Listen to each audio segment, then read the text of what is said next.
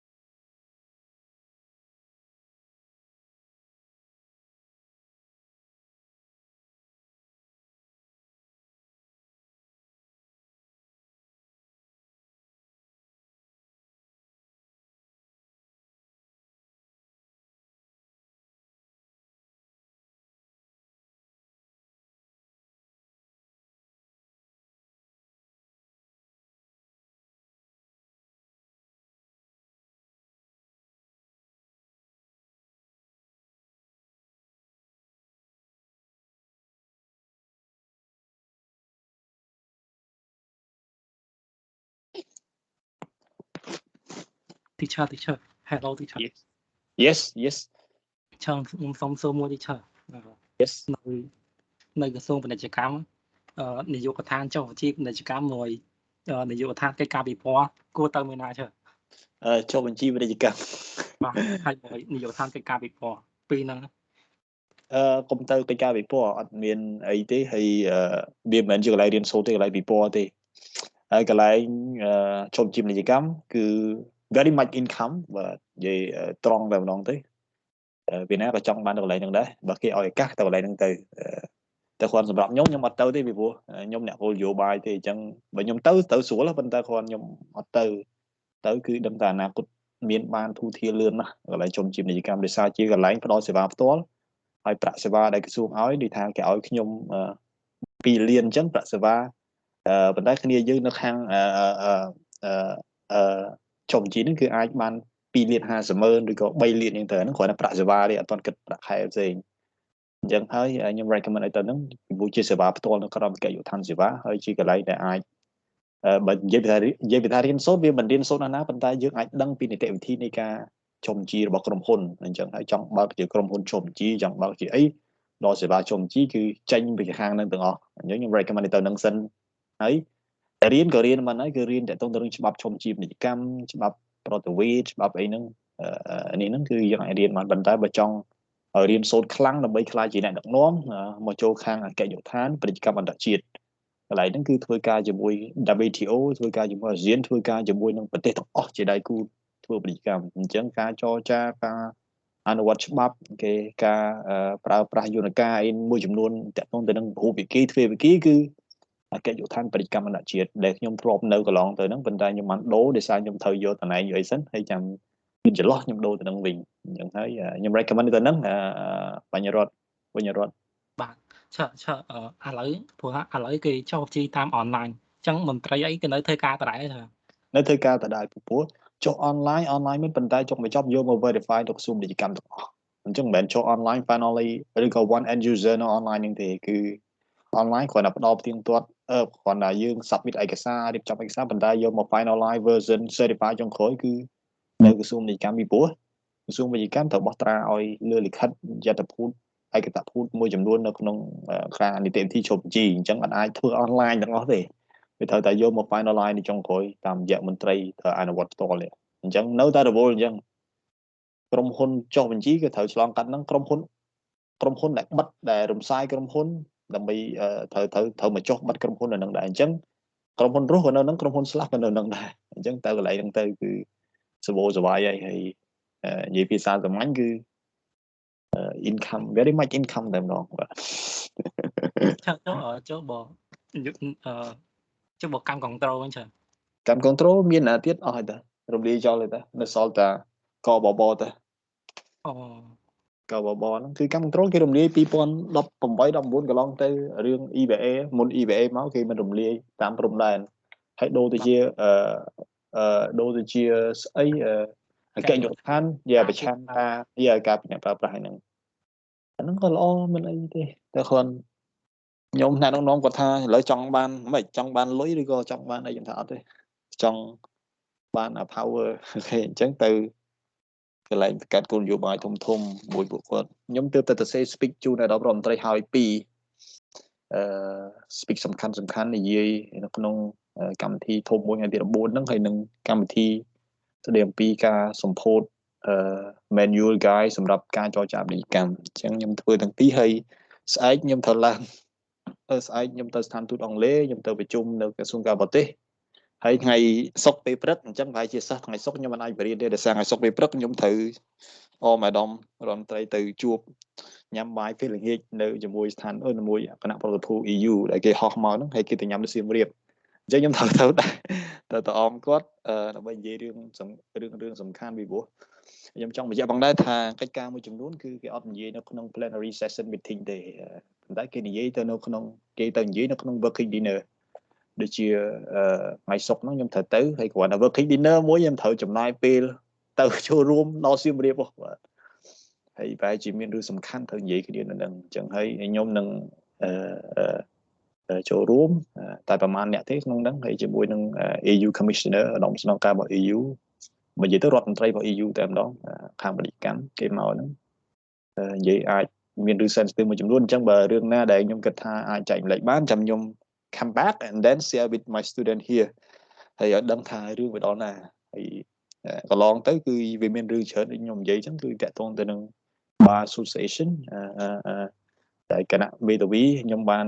ចូលរួមកាលពីសប្តាហ៍កន្លងទៅតាក់ទងទៅនឹងការកែប្រែមាត្រា6ហើយនិងមាត្រា31របស់ច្បាប់ស្តីពីលក្ខន្តិកៈគណៈមេធាវីឆ្នាំ1995ដើម្បីអនុញ្ញាតឲ្យជនបរទេសផ្ដល់ជា legal consultation service នៅក្នុងស្រុកខ្មែរប៉ុន្តែឥឡូវយើងអត់ទាន់មានច្បាប់យើងគឺមិនអនុញ្ញាតទេប៉ុន្តែឥឡូវកំពុងធ្វើវិសោធនកម្ម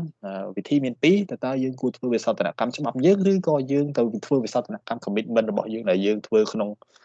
WTO តាំងពីឆ្នាំ2004កន្លងមកអញ្ចឹងបើសិនជាយើងចង់កែប្រែវិសោធនកម្មច្បាប់ស្រុកយើងវាស្រួលទេប្រជុំជាមួយគណៈមេធាវីផ្ដល់ហេតុផលឲ្យគាត់ ជាមួយក្រសួងយុទ្ធភ័ពប៉ុន្តែបើសិនជាគេមិនព្រមកែប្រែមានតែយើងដាក់ទៅចរចា commitment របស់យើងសារថ្មីដែលយើងបោនរួចហើយបោន commitment ដែលយើងបានដាក់តាំងពី2004ពេលយើងជួយ WTO ប៉ុន្តែហានិភ័យត្រង់ថាតើការដែលយើងបើកច្រកចរចារុះរើ commitment របស់យើងគេនឹងរុះរើដល់កន្លែងផ្សេងអញ្ចឹងវាពិបាកដល់យើងអញ្ចឹងតែយើងរុះរើនឹងមានបញ្ហាដឹងអាមេរិកគេស្នើសុំចេះ EU សុំផ្នើសុំអញ្ចឹងគេអាចបន្ថែមកាតព្វកិច្ចថ្មីលើយើងបន្ថែម market access ថ្មីមកលើយើងដែលធ្វើឲ្យយើងបើកកាន់តែច្រើនឲ្យគេអញ្ចឹងនេះជាបញ្ហាប្រឈមដែលយើងលើកកន្លងទៅហើយរឿង EBA ក៏អាចនិយាយហើយរឿង safeguard ក៏អាចនិយាយពីព្រោះយើងផុតនីតិវិធី safeguard ហើយរយៈពេល3ឆ្នាំ2019 2020 2020 2021 2022ខែកុម្ភៈហើយអ្វីដែលយើងបារម្ភគឺគេនឹងលើកបញ្ហាអ៊ុយក្រែនជាមួយរុស្ស៊ីគេនឹងលើកតើយើង support sanction ដែល EU US UK ដាក់មកលើរុស្ស៊ីអត់ព្រោះយើងដឹងហើយទៅថាកម្ពុជាបានមានចំហបែបណានៅក្នុងកិច្ចការរុស្ស៊ីអ៊ុយក្រែនកន្លងទៅនៅក្នុងការបោះឆ្នោតរបស់ United Nation កាលពីអាទិត្យមុនកន្លងទៅគឺកម្ពុជាជ្រើសរើសយកចំហដាក់ទោសឬក៏ផ្ដល់ទាទោសឲ្យរុស្ស៊ីដាក់ទៅលើរុស្ស៊ីហើយប្រាប់រុស្ស៊ីឲ្យត្រូវតែដកទ័ពចេញពីអ៊ុយក្រែនដោយគ្មានលក្ខខណ្ឌគេ with a condition ចំហហ្នឹងគឺមាន130ប្រទេសជាងឈរចំហហ្នឹងហើយ30ប្រទេសជាងគឺគ្រប់គ្រងអនុប្រវេតគឺនៅកណ្ដាលហើយក្នុងនោះគឺមានទាំងឡាវមានទាំងវៀតណាមទេហើយតាពាក្យថាអនុប្រវេតនៅកណ្ដាល abstain នេះបានន័យថាគឺគ្រប់គ្រងរុស្ស៊ីហើយគ្រាន់តែថាគេមិនគ្រប់គ្រងប៉ុន្តែសកម្មភាពអនុប្រវេតហ្នឹងគឺគ្រប់គ្រងហើយពីព្រោះយើងបិទភ្នែកមើលចោលឥឡូវដូចជាប្រទេសមួយវាយប្រទេសមួយទៀតហើយយើង I'm staying neutral I'm staying abstain នៅកណ្ដាល so what do you mean by staying neutral when you see somebody is killing the other guy okay and you say I'm lying I don't want to take position take side okay so it means that you laterally support the one that kill others let's say that ហើយខ្ញុំគ្រប់គ្រងខ្លាំងបំផុតនៅចំហរបស់កម្ពុជាហើយខ្ញុំ surprise ដែរដែលសម្ដេចរដ្ឋមន្ត្រីលោកពួកយើងអត់អីដែលខ្ញុំនិយាយរឿងហ្នឹងអីអត់នេះទេឬក៏ចង់ចូលមេរៀនសិនអីអូខេ It's okay teacher អូខេខ្ញុំគ្រប់គ្រងតែពិតទៅមានរឿងចង់និយាយច្រើនណាស់ប៉ុន្តែគ្រាន់ខ្ញុំព្យាយាមអត់ចង់បង្ហាញអារម្មណ៍ក្នុង Facebook ក្នុងអីទេហើយក៏មានខាង BTV អីគេមកអញ្ជើញខ្ញុំកាលពីសប្តាហ៍មុនដើម្បីឲ្យទៅនិយាយរឿងអ៊ុយក្រែននិយាយពីចំហកម្ពុជាឲ្យតែរឿងធំគេហៅខ្ញុំទៅហើយអញ្ចឹងហើយខ្ញុំបានបដិសេធរួចហើយទី1ការងារច្រើនទី2ខ្ញុំសូមស្ងាត់ពី media តិចអត់ចង់មាន position អីអត់ចង់បង្ហាញអីហើយណាមួយខ្ញុំកំពុងធ្វើការលើរឿងហ្នឹងដែរមិញហ្នឹងថ្មីហ្នឹងកំពុងធ្វើការលើទិន្នន័យកម្ពុជានាំចូលទៅរុស្ស៊ីនាំចេញទៅរុស្ស៊ីនៅអ៊ុយក្រែនដើម្បីឲ្យយើងធ្វើការពិចារណាលើ economic position របស់យើងតាក់ទងទៅនឹងបញ្ហារុស្ស៊ីហ្នឹងហើយទំហំនាំចេញនាំចូលរវាងកម្ពុជារុស្ស៊ីមានត្រឹមតែ$90 លានទេតិចទេអញ្ចឹងហើយដាក់ទណ្ឌកម្មមិនដាក់ទណ្ឌកម្មវាដូចគ្នាទេប៉ុន្តែដាក់ទណ្ឌកម្មហើយនឹងមិនដាក់ទណ្ឌកម្មវាមិនប៉ះពាល់រឿងសេដ្ឋកិច្ចទេវាប៉ះពាល់ដល់ចំហគោលនយោបាយរបស់កម្ពុជាដែលកម្ពុជាយ៉ាងណាក៏ជាមិត្តមួយរបស់រុស្ស៊ីដែរហើយយើងជាពាក់លុយរុស្ស៊ីរាប់100 លានដុល្លារដែរបន្ទាល់ពីនេះប៉ុន្តែរុស្ស៊ីដូចជា900 លានដុល្លារច្រើនជាងអាមេរិកទៀតប៉ុន្តែរុស្ស៊ីមិនដែលពីយើងសោះដល់ពេលអាមេរិកយើងជាពាក់500 លានដុល្លារ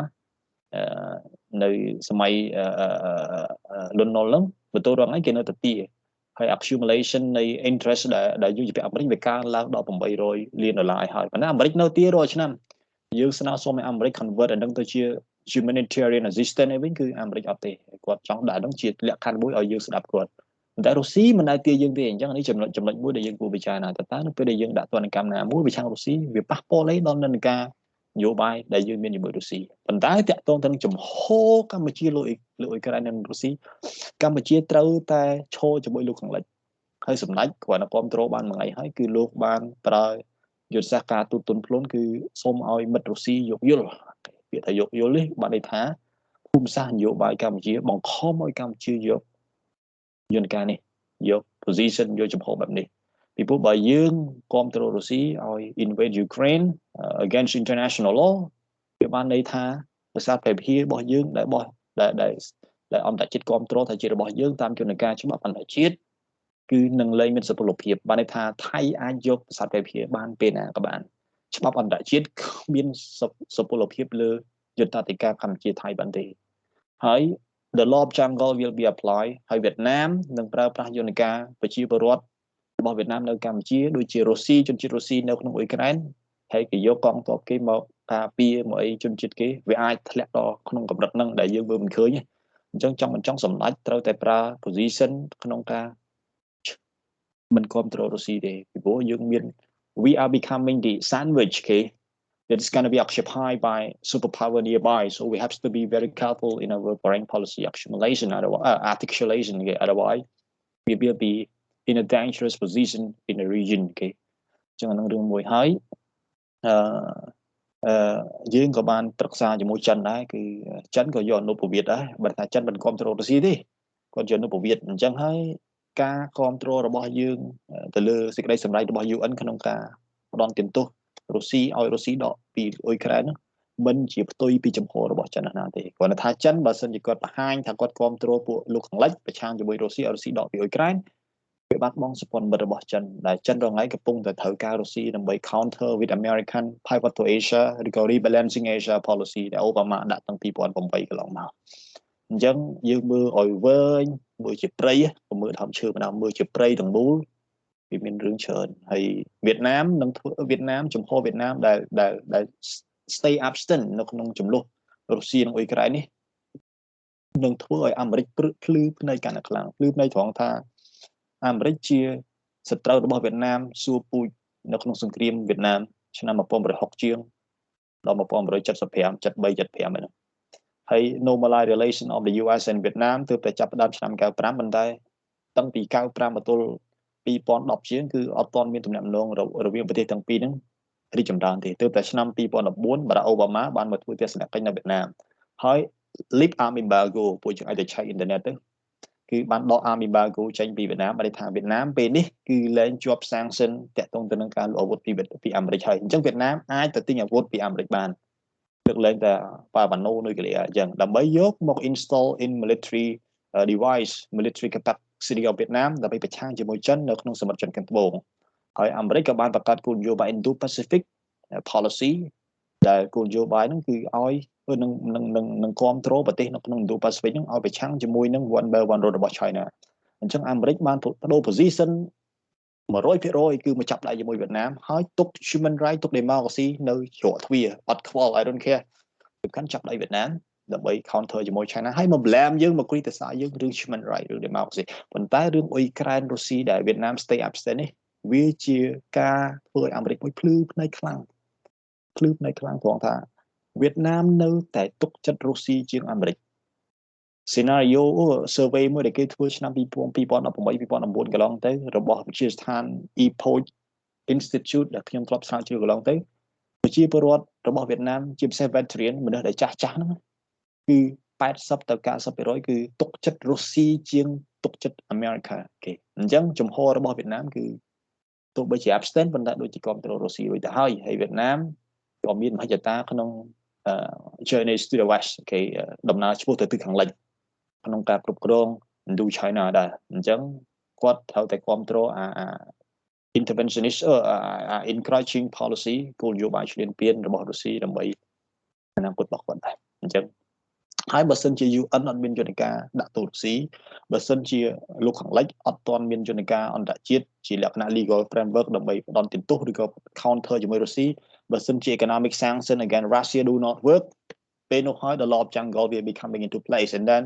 nobody talk about international law and who will be the victims of the system small state like us okay small state like us អញ្ចឹងនេះជារឿងមួយក៏ពិតខ្ញុំស្ដាប់គេវិភាគអីខ្ញុំចេះសើចពេលខ្លះសើចអ្នកខ្លះគាត់និយាយចេះនិយាយចុះរឿងរុស្ស៊ីរឿងអ៊ុយក្រែននេះគ្មានអ្នកណាវិភាគត្រូវទេសូម្បីតែ CIA ក៏វិភាគខុសសូម្បីតែអ៊ុយក្រែនខ្លួនឯងក៏វិភាគខុសសូម្បីតែរុស្ស៊ីខ្លួនឯងក៏វិភាគខុសរុស្ស៊ីវិភាគត្រង់ថាគាត់នឹងយកគៀវយកប្រទេសអ៊ុយក្រែនក្នុងរយៈពេល48ម៉ោងប៉ុន្តែមកទល់ពេលនេះគឺ10ថ្ងៃមិនទាន់យកបានអញ្ចឹងសូម្បីតែរុស្ស៊ីវិភាគខុសសូម្បីតែអ៊ុយក្រែនវិភាគខុសសូម្បីតែ CIA ក៏វិភាគខុសសូម្បីតែអ៊ុយក្រែនខ្លួនឯងវិភាគខុសសូម្បីតែ NATO ក៏វិភាគខុស everybody wrongly analyzed so how can you analyze គេហេតុអីបានជាអ្នកប្រាជ្ញស្រុកខ្មែរ analyze ប្រងព្រាតអញ្ចឹងខ្ញុំអត់មានអីទេគ្រាន់តែចេញជាយោបល់ថាចំហរបស់កម្ពុជាជាចំហដែលត្រឹមត្រូវហើយជាចំហប្រវត្តិសាស្ត្រដែលយើងមិនដែលធ្វើពីមុនទេយើងធ្វើលើកនេះគឺយើងគ្រប់គ្រងលោកខាងលិចយល់ខ្ញុំនិយាយគ្នាយើងអូខេ alright យល់ឆាអូខេមានរឿងមួយចំនួនទៀតពួកយើងខ្ញុំមានពេលក៏ពិតចង់និយាយរឿងកម្ពុជាចិនឲ្យយើងដឹងបន្តិចរឿងសាវតាមិនបានយើង support one China policy ពួកយើងមានអ្នកណាដឹងទេរឿងសាវតាហ្នឹងតែដឹងទេអូខេវត្តអត់ទេឥ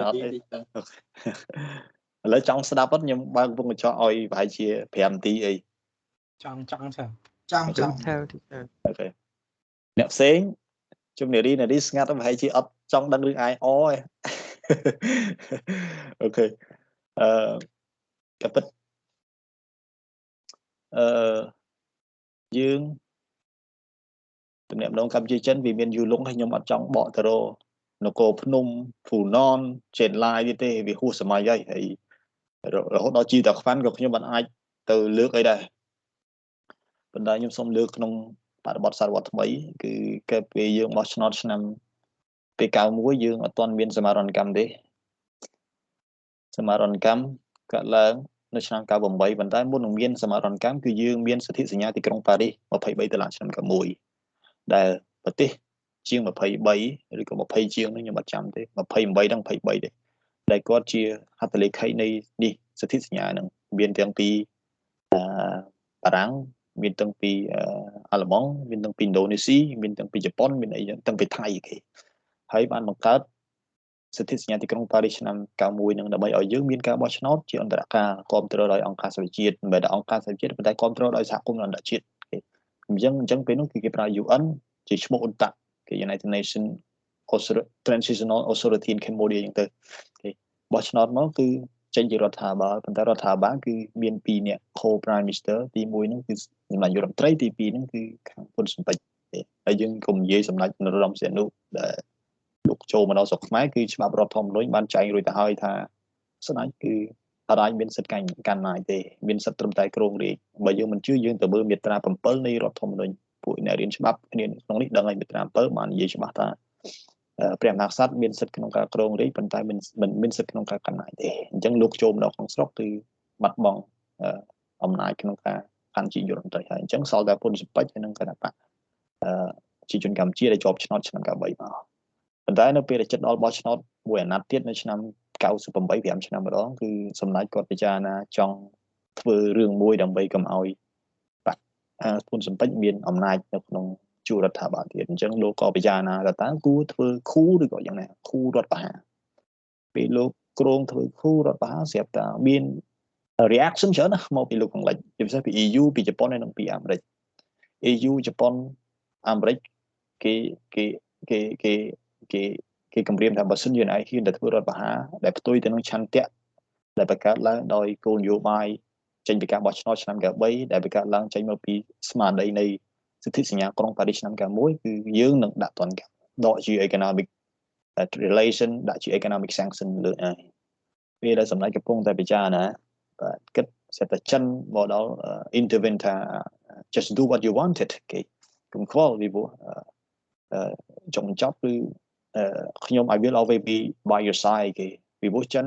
ត្រូវការឱកាសមួយដ៏ល្អដើម្បីគ្រប់គ្រងកម្ពុជាលុបលាងកំហុសដែលចិនធ្លាប់ support ខ្មែររូចគេកាលពីឆ្នាំ1975 79អញ្ចឹងចិនត្រូវតែរកឱកាសដើម្បីជួយកម្ពុជាលុបលាងគេឈ្មោះលុបលាងប្រវត្តិសាស្ត្រដែលចិនមានមិនល្អជាមួយកម្ពុជាគេហើយជប៉ុននឹងដាក់ទណ្ឌកម្ម EU នឹងដាក់ទណ្ឌកម្មឲ្យកម្ពុជាធ្វើរដ្ឋប្រហារអញ្ចឹងនៅពេលដែលកម្ពុជាទទួលបានការគ្រប់គ្រងពីចិនតែប៉ុន្តែដើម្បីទទួលបានការគ្រប់គ្រងដោយស្មោះស្ម័គ្រដោយអស់ពីចិត្តដោយមិនភ័យកម្ពុជាត្រូវមានអីឲ្យវិញចិត្តមានអីហ្នឹងគឺចិនស្នើសុំឲ្យកម្ពុជាដក Economic and Cultural Office របស់តៃវ៉ាន់ចេញពីកម្ពុជាអញ្ចឹងនៅឆ្នាំ96គឺសម្ដេចបានទៅទស្សនកិច្ចនៅទីក្រុងប៉េកាំងហើយក៏បានឆ្នាំ97គឺបានដក Economic and Cultural Office របស់តៃវ៉ាន់ចេញពីកម្ពុជាហើយកម្ពុជា declare the support of One China policy បើ declare support of One China policy ហើយគឺយើងធ្វើរដ្ឋប្រហារបានជោគជ័យឆ្នាំ1998 ចឹងចាប់ពីពេលហ្នឹងមកពី98មកគឺយើងមានតែ single prime minister លែងមានហើយបកគុណសម្បត្តិក៏ត្រូវបានរលាយម្ដងទីម្ដងតិចអានេះជាសាវតានេះជាសាវតានៃ One China policy ប៉ុន្តែអ្វីដែលកើតឡើងចេញពីគោលនយោបាយនេះគ្នាយើងនរណាគេគាត់សូមជួយ mute ផងណាកុំឲ្យយកគេ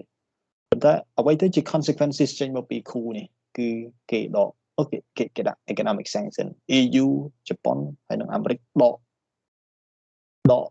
relation ដកឲ្យផ្ដាច់ទំនាក់ទំនងជាសេដ្ឋកិច្ចជាមួយកម្ពុជាប៉ុន្តែសម្ដេចគាត់ឆ្លាតគឺនៅពេលដែលអាយដាមហ៊ុនម៉ាណែតកំពុងរៀននៅក្រៅប្រទេសហើយលោករៀននៅ West Point ឆ្នាំ1999ហើយនៅថ្ងៃ9 September 9 2001 do you know what happened in the US anybody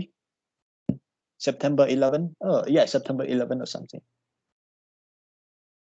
anybody know what happened yeah 9/11 attack yeah 9/11 yeah 9/11 September 11 yeah 9/11 attack ហ្នឹងគឺក្រុម Al Qaeda ហ្នឹងពួកភេរវកម្មបានវាប្រហារ World Trade Center របស់អាមេរិកស្លាប់ជាង 3000 នាក់អញ្ចឹងយុទ្ធនាការប្រឆាំងរបស់ភេរវកម្មរបស់អាមេរិកគឺចាប់ផ្ដើមពុះជ្រុលគឺអាមេរិកដើររកអំពាវនាវឲ្យគ្រប់ប្រទេសលើពិភពលោកគ្រប់គ្រងយុទ្ធនាការប្រឆាំងភេរវកម្មរបស់កម្ពុជាសម្ដេចរកឱកាសហ្នឹងគឺ support American policy គឺ support យុទ្ធនាការប្រឆាំងភេរវកម្មហើយដល់ពេលអាមេរិកឃើញខ្មែរ support economic sanction នៃអាមេរិកដាក់លើកម្ពុជាគឺដកចេញហើយ reinstall good relation ជាមួយកម្ពុជាវិញហើយសម្ដេចក៏បង្កើតអង្គភាពប្រឆាំងភេរវកម្មហើយអាយដាមហ៊ុនម៉ាណែតមកកាត់យ៉ាងទៅអញ្ចឹងវាមានសាវតាអញ្ចឹងហើយសម្ដេចលោកឆ្លាតហើយ EU មកតាមអាមេរិកមកក្រោយទេពីព្រោះនៅឆ្នាំ2004យើងចូល WTO បន្ទាប់មកនៅឆ្នាំ2003យើងមានការបោះឆ្នោតឃុំសង្កាត់នៅឆ្នាំ2004យើងចូលអង្គការ WTO ហើយឆ្នាំ99ក៏យើងចូលអាស៊ានអញ្ចឹងអា internationalization of foreign policy យើងគឺវា integrated ធ្វើឲ្យគេមើលឃើញពីសារៈសំខាន់នៃកម្ពុជាកាន់តែខ្លាំងអញ្ចឹងអា economic sanction ដែលគេដាក់ក្រោយពីរដ្ឋប្រហារយើងគឺដកទី gradual removal of sanction គេជប៉ុនក៏ចូលមកវិញទាំងអស់អញ្ចឹងសម្ដេចលេងមកក្តារហ្នឹងគឺ American sanction ឬក៏ Western sanction ដកជាងខ្ទេចគេអញ្ចឹង good relation ទាំងជាមួយចិន good relation ទាំងជាមួយនឹង Western world ឥឡូវកំពុងតែដូចគ្នាដើរជន់បានចាស់គ្រប់គ្នាចោទថាយើងគឺជា client របស់ China តាមរយៈការអនុញ្ញាតឲ្យចិនមកកសាងផ្លូវមកកសាងកំពង់ផែឲ្យចិនមករហូតដល់គេសង្ស័យថាចិននឹងកំពុងតែដាក់ naval base នៅក្នុងទឹកដីរៀមខេត្តកោះកុងនៅទឹកខ្មែរគេចោទថាយើងនឹងជា very close patronic client of China គេអញ្ចឹងមកដល់ក្នុងបលៈទេសៈរុស្ស៊ីនិងអ៊ុយក្រែននេះគឺសម្ដេចគាត់ឆ្លៀតយកអាហ្នឹងជាទី1ដើម្បីការពារអធិបតេយ្យភាពរបស់កម្ពុជាកុំឲ្យពួកមហាអំណាចនៅជាប់យើងនេះឆ្លៀនពៀនយើងដោយរុស្ស៊ីឆ្លៀនពៀនអ៊ុយក្រែនទី2ដើម្បីជាឱកាសបង្ហាញសមានចិត្តរបស់កម្ពុជាក្នុងការឈរជាមួយគោលនយោបាយរបស់លោកខាងលិចចង់មិនចង់តិចទៀត EU ត្រូវ remove EBA suspension ពីកម្ពុជាមិនថាឲ្យ EBA មកយើងវិញចង់មិនចង់អាមេរិកនឹង extend more support for Cambodia អញ្ចឹង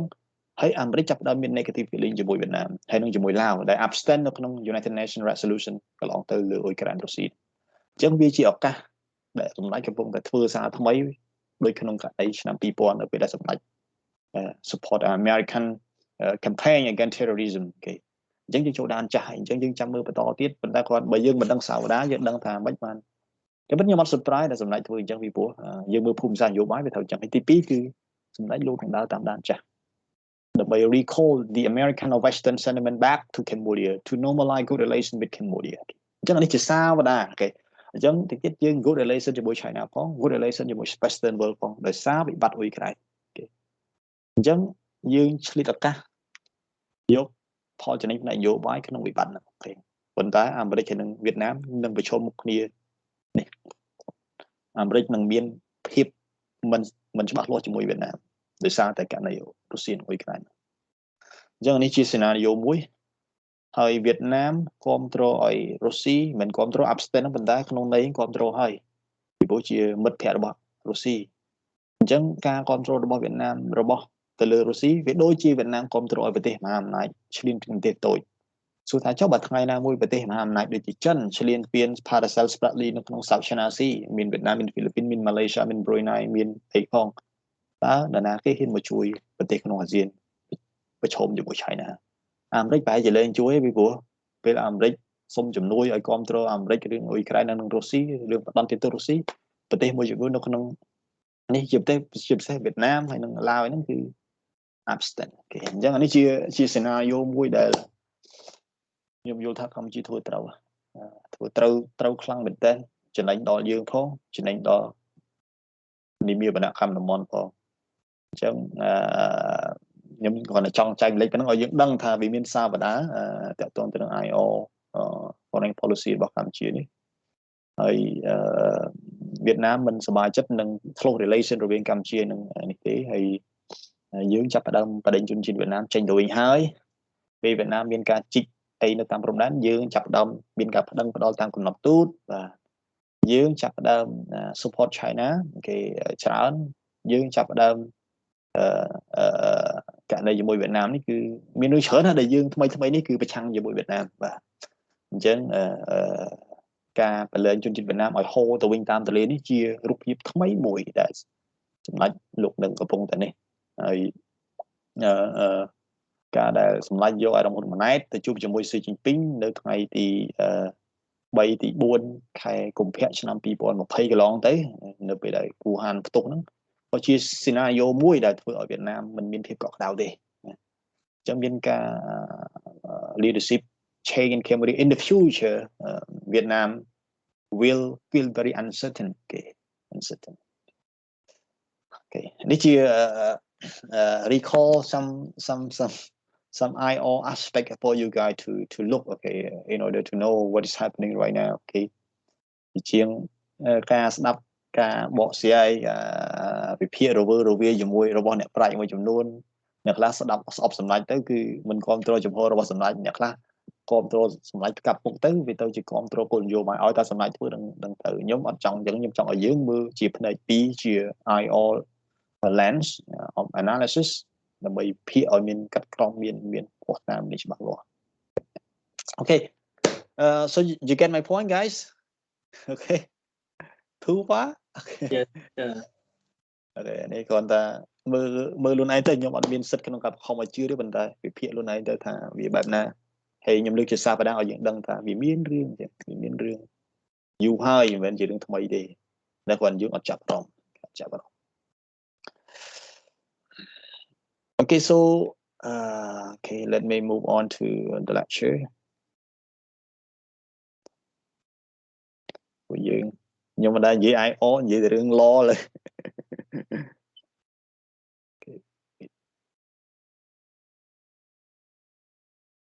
ចាំអត់ប្រែគ្នាយើងខ្ញុំ Okay.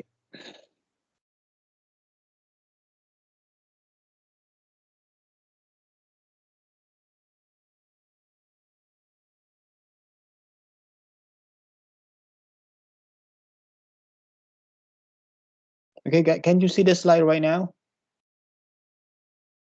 Yes, teacher. Okay. Everybody can see, right? Hello? Yes. Okay. តោះយើង welcome back to our lecture ហើយខ្ញុំសុំទោសទៅរឿងឆ្ងាយតិចចូលឲ្យអរប៉ុន្តែគ្រាន់តែចង់ឲ្យយើងដឹងទេថារឿងវាអញ្ចឹងហើយខ្ញុំនឹងទៅជួប EU ញ៉ាំបាយផ្ទាល់ជាមួយគណៈប្រតិភូ EU នៅសៀមរាបស្អែកហ្នឹងខាងស្អែកហ្នឹងហើយអញ្ចឹងចាំមានរឿងថ្មីដែលខ្ញុំគិតថាអាច share បានរឿងខ្លះអាច share ទេពីព្រោះ sensitive ប៉ុន្តែរឿងណាដែលខ្ញុំអាច share ខ្ញុំនឹងចែកម្លែកគ្នាខ្ញុំដឹងថាវាដល់ណាពីព្រោះ EU ឲ្យកម្ពុជាគឺយើងមិនអាចខ្វះបានយើងអាចខ្វះរុស្ស៊ីយើងអាចខ្វះអ្នកណាប៉ុន្តែមិនអាចខ្វះ EU បានទេទំហំនាំចេញដែលកម្ពុជាមានទៅ EU 4 billion US dollar មិនធម្មតាណា90លានពីរុស្ស៊ីហើយនឹង4 billion into EU you can imagine okay យ៉ាងហើយនៅក្នុង regulation របស់ US មានសិទ្ធិក្នុងការដាក់ទណ្ឌកម្មពាណិជ្ជកម្មទៅលើប្រទេសណាមួយដែល support dictatorship regime support the launching of nuclear missile គេអញ្ចឹងមិនបាច់ចាំដល់មាន missile គ្រាន់តែ support ហ្នឹងក៏ US អាចដាក់ sanction លើប្រទេសដែល support ដែរខ្ញុំសូមបញ្ជាក់ GSP regulation 1976របស់អាមេរិកទៅមើលតាអានខ្លួនឯងហ្នឹងមួយគេអញ្ចឹងត្រូវដឹង ok តើដឹងច្បាប់តើដឹងអីកុំឲ្យវិភាគចោលទៅពីទៅពីតើដឹងតើវាមានរឿងអីនៅពីក្រោយ Okay guys, so today I'm gonna give you the short overview of what actually we already studied very in detail fashion, okay, regarding the WTO law in semester 1, but I just want to recall because there might be something a little bit extra in this chapter, in this slide, okay, because the slide here I incorporated with another lecturer. He's also right now working at my ministry as well, and also graduate from UK, but in economic. So today I'm gonna give you an updated overview of the WTO law. But in case that we go through some information that we already studied in semester 1, I might just skip and then move to the new section. Okay, so let's go with me now. Okay, yeah, the origin of the WTO, I think you know quite well. The objective and function, okay, significant of trade rule, and also basic principle of the WTO, and also the exception. Okay, I think very on the surface that everybody got to study all the be in semester 1. Okay, okay. Okay, here's the evolutions of the WTO. Since 1945, okay, in 1945, the U.S. called for negotiation on a multilateral agreement for the reciprocal reduction of tariff on trade in goods. Okay, and then in 1947, GATT, okay, were concluded, but we got no ITO, International Trade Organization. That we got only charter, but we did not get the approval because the U.S. Congress decided to block, okay, the vote on the adoption of the Charter of International Organization or International Trade Organization. So we got only GATT that was applied provisionally in 1947 to 1994. Okay. Then in 1948, the ITO Charter, Havana Charter concluded, but never came into existence, as I said. And then also in 1946, oh, I forgot to look at the below information. Okay. Yeah. Okay, so I think very simple that we already studied so far. I don't want to recall too far. Okay, yeah, and here is a very important list. So you can see here we got the year in which the negotiation took place, and then you could also see the name. Why the name is very important? Because the name of the negotiation place was actually the name of the negotiation round. Okay. So if it was held in Geneva, if the negotiations were held in Geneva, it means that we call it Geneva round, energy round, Guy round, Geneva round again, okay. And then Tokyo round, okay, and then Uruguay round, okay, in 1994. Okay, so we got so many rounds, but it's very important here. In 1947, okay, the first round of GATT negotiation, okay, we only focus on tariff, okay, and then we got 23 participating country, okay, or we call contracting party that joined the negotiation. But in 1947, the number of countries that came to join negotiation on the tariff, we call it energy round, were only 13. I don't know the reason why the other 10 did not join, because I did not research on that. And then in 1951, we got the new round, which is called Guy round, that was participated by 38 contracting party. And then it was also focusing only on tariff. And then also in 1956, we got another round, but also on tariff, that we got involved by 26 countries. And then in 1960s, also on tariff again, and also the same contracting party, 26. And then in 1961, yeah, we got the missing information here. In 1964, we got 62 contracting party of GATT, but we got new elements to be negotiated. The first one is tariff, and second one is the anti-dumping measure. Okay, anti-dumping measure. So in 1964, yeah, we got new element of negotiation, because about anti-dumping measure. Okay. Then in Canary round, okay, we got the same issue to be negotiated, tariff and anti-dumping measure. And then in 1973, yeah, we got new issue negotiated. In addition to the tariff, we also got non-tariff measure, and also the framework agreement. Okay, and also in Tokyo round the same. Okay, and Geneva round again in 1986. Yeah. We got a tariff, non-tariff measure, And we also got service. Okay, so service, okay, intellectual property, diffuse settlement, textile, agriculture, and also in 1994 we got the creation of WTO. Okay, so the landmarking rounds of GATT negotiation were in the 1986 and 1994, because in 1986 it was the first time that service was negotiated. It was the first time the non-tariff measure. It was the first time that the intellectual property, diffuse settlement, and so on were also included in the negotiation. Okay, so the list here is very important to know about the very basic evolution of the negotiations under GATT, okay, by the contracting party. Okay, and also in 1986, the number of the contracting party rose from 23 in 1947 to 123 in 1986 and 1994. So you can see here, we moved, okay, not that fast, but somehow we found that state were more interested in coming to join the international trade rule because they want to get some benefit that will be underlined later on in this slide as well. GATT versus WTO, I think very simple. GATT is only the provisional agreement, and the party were called contracting party. Okay, while international organization, the WTO is not the agreement, but the WTO is the organization, and the state or the economy that join the WTO are called members. Okay, and in GATT, the coverage of the negotiation were only mostly on good. However, in the WTO, there are many other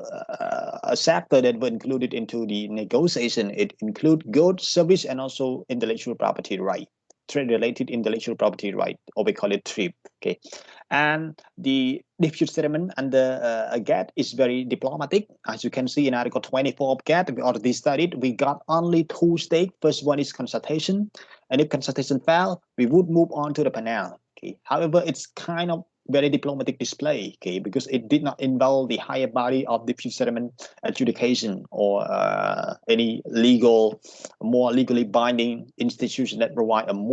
a stronger verdict to protect any state not to violate any trade rule. Okay. However, under WTO law, under WTO, okay, the dispute settlement system has been strengthened. Why? Because we got the SU 1995. Dispute settlement understanding that make the WTO law, make the dispute settlement system automatic, automatic, more binding, okay, and also a faster, okay, quicker, okay, because we got the timeline, okay. If you did not adopt within certain period of time, for example, 30 days, 40 days, or 60 days, the report will be automatically recognized and adopted, okay. So it's very automatic, okay. So the system is becoming more transparent and also even more strengthened in the 1995 onward, following the creation of the WTO in that year. Okay, so that is the comparison between GATT and WTO in a chart right here. I don't want to ask you whether you understand or not, because here it's very simple that we already studied in semester 1. Okay. Yes, here I think I should skip. Very simple. You can just get a slide and then get to it at home. Okay, what are the objectives of the WTO? As I said, in the Madagascar Agreement in 1995, okay, if we go back to read the preamble of the agreement, we would see many important elements that were included into the WTO work, including the raising of standard of the people living, ensuring full employment, okay, ensuring growth of the real income and demand, expanding production and trade, and also promoting sustainable development, and also the protections of the environment. Okay, so it did not only focus on trade anymore, but it focused on other non-trade issues, including unemployment, sustainable development, and also environment. Okay, environment. We did not have any WTO law that concerned environment, but right now WTO are creating some new rule that create what we call built-in agenda. Built-in agenda means the item that will be included even though they are not inside the agreement. For example, environment, human right, they are not codified in the agreement of the WTO. For example, there are 23 agreements of the WTO, but none of the agreement talk about human right. But right now, the members of the WTO are discussing to create built-in agenda. or what we call non-trade element that include worker right, labor right, protections of environment, also e-commerce, okay, digital trade, okay, into the work or the mission of the WTO. And who will be the victims of these new additions of element? Small state. Okay. Under GATT, we are very okay because we have no any higher responsibility or more internationally standard or internationally higher standard obligation that we will be shouldering. But right now with the new element, for example, human right, democracy, worker right, environment, digital trade, how can you do that? Okay, a small state like Cambodia, how can we ensure that we must comply with trade with the climate change measure? How can we ensure that we attach our trade to the importance of labor right? Okay, when our economy is still limited, when our governance is still somehow limited as well. Okay, how can we ensure that trade will also safeguard the protection of environment when we need forests to be deforested so that we can build factory, so that we can create the investment project? Okay, how can we ensure the trade with the promotions of education? Well, when our GDP is very small, that we cannot create all school in all places around in Cambodia. So small state like Cambodia find themselves very struggling, very hard to comply with the newly added international standards that are not just about trade. For example, environment, labor right, human right, okay, democracy to some extent, and also digital trade. Okay, in ASEAN, our internet penetration is right now getting high. Okay, we got over 10 million people who are right now getting access to internet so far. However, the internet literacy is very limited. We know how to use internet, but we don't know how to have the proper use, the legal use of internet. Okay, we use it for illegal purposes.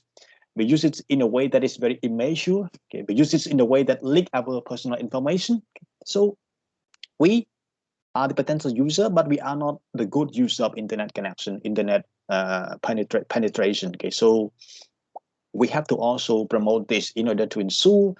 our higher possibility to comply with the highest standard of obligation right here, or we call it built-in agenda, okay, new item or non-trade item added into the existing agreement. Okay. Yeah, so these are the important objectives of WTO, okay, that are mostly mentioned in the preamble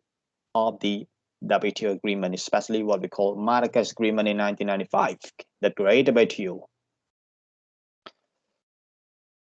What are the functions of the WTO? I think I'll already explained to you in semester 1. The first function of the WTO is to administer the implementations of the WTO agreement, is to provide the forum for trade negotiation. For example, the government would use the forum provided by the WTO to negotiate global trade agreement. The WTO was also created in order to administer trade policy review. We want to know whether the trade policy of Cambodia that is implemented by the government is in line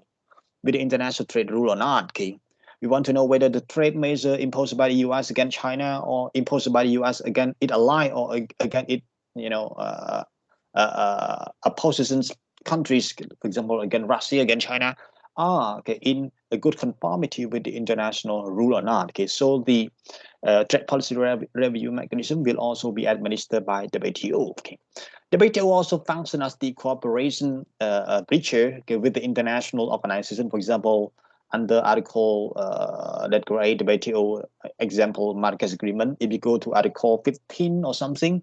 you would see that the WTO has the responsibility to cooperate with the other IGO, including with the what we call World Bank, with the IMF. Okay. So the WTO is not created as the sole international organization alone, but it is created as the organization to provide cooperation framework with the other organization. For example, in 2020, during the high peak of the COVID-19 pandemic, WTO had so many meetings with the IMF, with the World Bank, with regards to the solutions to the import and export measure, and also the financing to the endangered industry, who face the economic crisis from the COVID-19 pandemic. So the WTO worked with IMF, worked with World Bank and other IGO to deal with the crisis. Okay. So that is not the role of the WTO alone, but the role of every IGO to work together. Okay, so that is also the function of the WTO. The WTO, even more important, also administer the dispute settlement of trade, of international trade. Okay, we study in class, sometimes we conflict with one another. We do trade assignment, sometimes we have some mental illness, some mental argument. We don't feel happy with our assignment partner. For example, they are a free rider, they don't join a meeting and so on. Okay, we don't feel good. Okay. Only in small class level, okay, small class picture. What about in international trade level? That we got around 200 states, 200 economy doing trade with each other. So you can imagine when economic is very intertwined, economy is very highly or complicatedly intertwined or interlinked, dispute are always having very light space to happen. Okay, and that is why WTO has the function to administer the settlement of the dispute with regard to international trade. Besides providing the administering or implementation of the WTO agreement, providing the administration of the dispute settlement, WTO also has the function to provide technical assistance to developing country like Cambodia. Okay, and the article, the very last article of GATT and also of Marrakesh Agreement, WTO has the function to provide all the possible technical assistance to poor or to developing members, okay, who need assistance in the ways of financial contribution by the WTO member, and also by the way of capacity building program by providing expert from the WTO to give training to the officer of developing country. Okay, so these are all the functions of the WTO in a short glance. Okay, at a short glance. Okay, so I want to share with you in this way, and I think it kind of a repeat, okay, to what we already studied. So I don't want to ask you whether you understand or not, because it's very simple, very on the surface. Okay.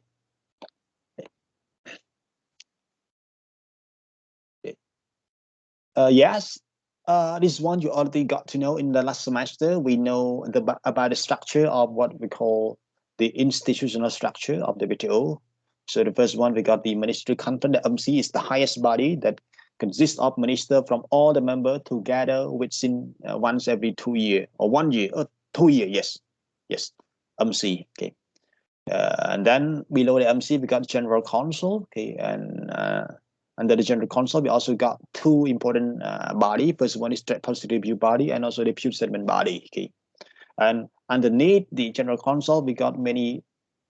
skill-related council. For example, a committee on trade and environment, trade and development, council for trade and goods, council for trade and for trade that related to intellectual property, also council for trade and service. Okay, so we got so many council that stay below the general council. General council means okay.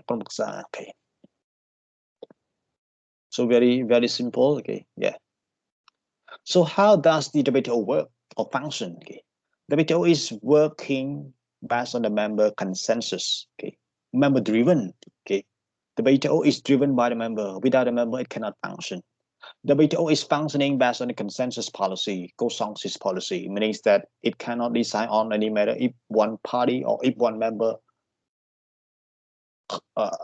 strongly opposed, okay, to the position of the WTO. So we need consensus. We need consensus. Yeah. Its participation is open to all members. You cannot say that, okay, right now during the sessions of the WTO, we only open to 5 states.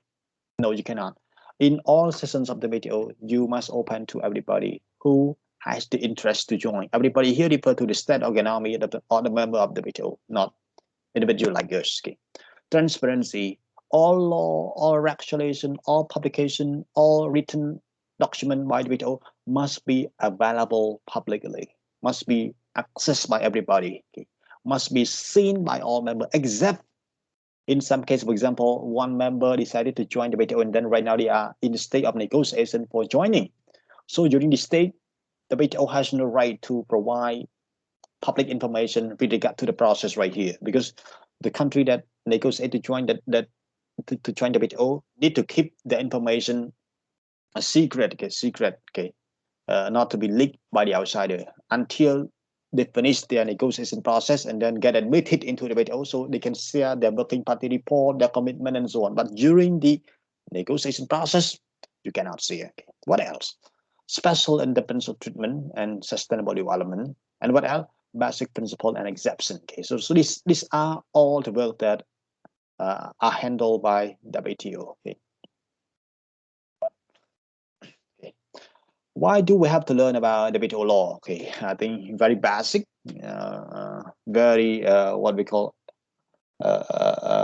immature question. Okay.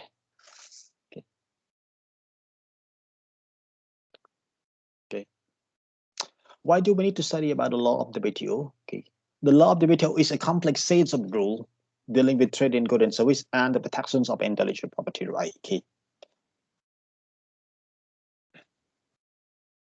Why do we need international rule and on trade? I think I don't want to talk too much, but just want to give you some very brief answer. First, we use international trade rule because we want to prevent the trade restrictive measure T or M. We want to ensure that no member of the WTO will not have the complete right to impose whatever measure they want to, even though the measures are very restrictive to international trade. So we want to prevent this not to happen. We want to provide the security and also predictability to trader. If you don't have international trade, how can you ensure that the other party will do what they say? Okay. Let's say that if you don't have international trade and then your partner say that I will open my market for you, okay, so you can export your product to me anytime you want to. Then we pick up our fruit, our vegetable, and then we plan to export to that country tomorrow. But when tomorrow comes, that country said that no, I don't want to open my market right now. I want to close for a short while, so you can keep your product there. And if you want to sell, you must sell to me at a very low price so that I can afford to buy you. But if not, keep it there and then I will close my border. That is when international trade rule does not exist. That is why we need international trade to give us predictability and also security for the trader. They know exactly whether the other party will be behaving in any manner or not. They will know pass on the law here. If the trader know that this country is also the member of the WTO, is also the member or is also the enforcer of some agreement regarding the regulation, the evolution of tax and so on. So when I proceed anything related to the measure, that country has the responsibility to respect. Okay, so here we have the predictability, we have the security to do something, okay, as we expect, okay, rather than we do it and then the other country say, okay, I don't want to get your product, I cannot give you the service and so on. No, you cannot do so. Okay, so it gives us a sense of predictability, a sense of assurance, a sense of security, okay, when we got international trade rule as the umbrella to cover the context of international trade. What else? The trade rule also ensure that the important societal value and interests are also included. For example, environmental protection, okay, labor right protection, okay, the promotions of employment, okay, the standards promotion and so on will also be considered and will also be included into trade agenda. Okay. And number 4, we want to ensure a greater measure of equity of international economic relation. If we don't have trade rule, the rich will always be rich and the poor will be marginalized. The poor will be left alone, will be left untouched. Okay. So we need international trade rule to ensure the inclusive participation by everybody. Okay. Okay. We have to have international rule on anti-dumping or on subsidy because we want to ensure that the government will provide equal treatment to all the industry in the country. Okay. Not to give only favor to this country, to this industry, while providing no any favor to any other industry doing the same trade, doing the same production line. Okay. So we need to provide this kind of equity, this kind of equality in the course of conducting international trade or international business. Okay. So these are why we need international trade rule. Okay, why we need international trade. Yeah, basic principle of the WTO. The first one is most favored nation. I don't want to talk about it. It refers to the non-discrimination to all. Okay, and also national treatment. And the other rule with regards to the special and differential treatment, ICDNT, okay, that are provided by the enabling clause and also by the article of Marrakesh Agreement. Okay, and also by get, okay, get agreement. I don't want to talk too much, okay, here. Yeah. Yes, you can go back home and then read, okay, because it's very easy and on the face, okay. Yeah. So in a nutshell, we got some important basic rule of the WTO. First one is the rule on non-discrimination, a rule on MA, market access. You will study in this semester as well. A rule on unfair trade, for example, the subsidy and anti-dumping or dumping. A rule on conflict between trade liberalization and other societal value and interest. It means the exception. Okay, sometimes we have to restrict our trade in order to protect other non-economic value, for example, to safeguard health, to safeguard morality, to safeguard culture, as can be found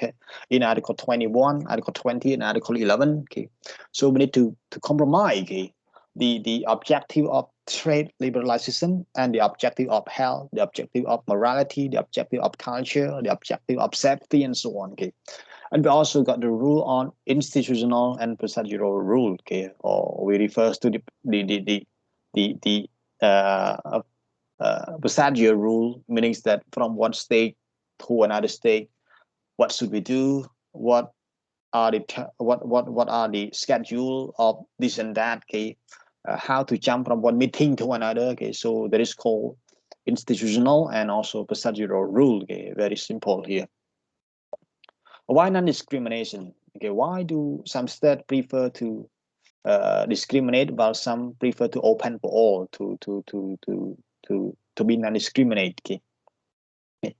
The WTO law, I mean the WTO negotiator created the principle of non-discrimination because they want to provide the space of competition. Okay, competition. Okay, because based on case law, this is just to ensure advantage on the competition. I mean equal opportunity, equality of competitive opportunity, condition of competition, and also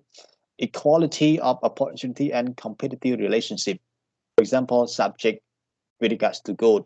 life product, okay, between one life product and another, whether we can give treatment to someone that is special or not. Okay, in the WTO law, you cannot provide special treatment to the life product. If you give a particular treatment to one product, you also give the same treatment to the other product that are like the other product, that are similar to the other product we just provided treatment. Okay, service. Okay, service and service supplier, we must provide equal treatment to service supplier and also service. IP right holder, we must also provide, okay, competitions and also equality, okay, a non-discrimination policy to intellectual property right holder and also the ownership. Okay. MFN, yeah, I don't want to talk about this. Very simple. What does it mean by MFN? I don't want to talk. Okay. Yes. Yeah, this is about light product. I think I already explained to you with regards to the nature or equality of the product. Okay. Okay. For example, if we got two iPhone here, okay, two phone here, how can we distinguish, okay,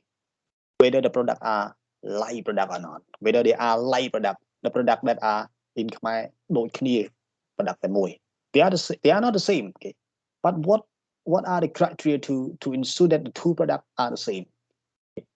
Sometimes the two products are the same, but people say that they are not the same. So what are the criteria that the lawyer will use whether to justify these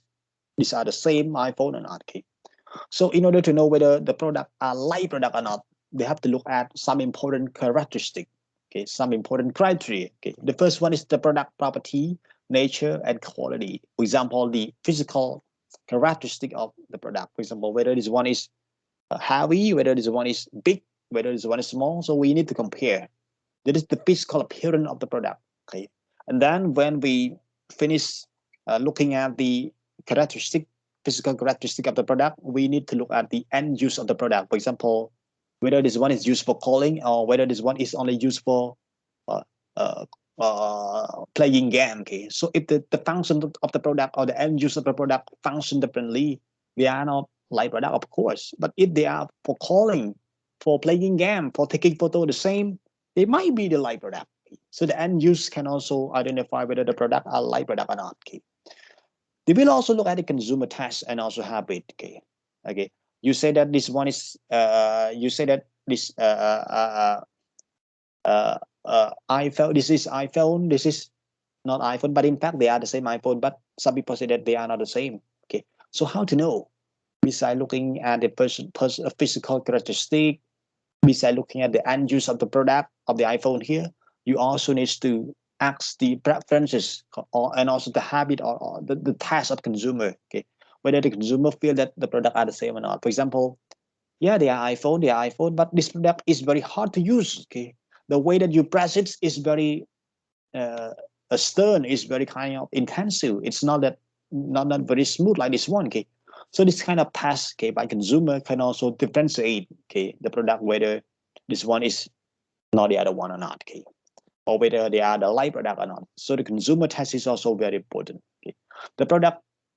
tariff classification. So you might also find the product whether they are light or whether they are different product based on the classification. If they are in the same code under the CPC code or under the XS code, I already taught you in semester 1. If the two products are in the same XS code, they might be the same product. They might be the light product. But if they are looking very similar, very like to each other, however, when we go to check the XS code of the two products, they are in two far different tariff line. So it means that they are not the light product. Okay. So the tariff classification code can also identify whether the product are light product or not. Okay. And also you look at the other competitive relationship, okay, whether this product is popular or not. So there are many other elements that you need to consider before you assume, before you identify, before you determine whether the two products are light product or not. Okay, so these are the important criteria that you need to go through before you assume, before you give a final determination on whether the product are light product or not. Okay, okay guys, are you with me?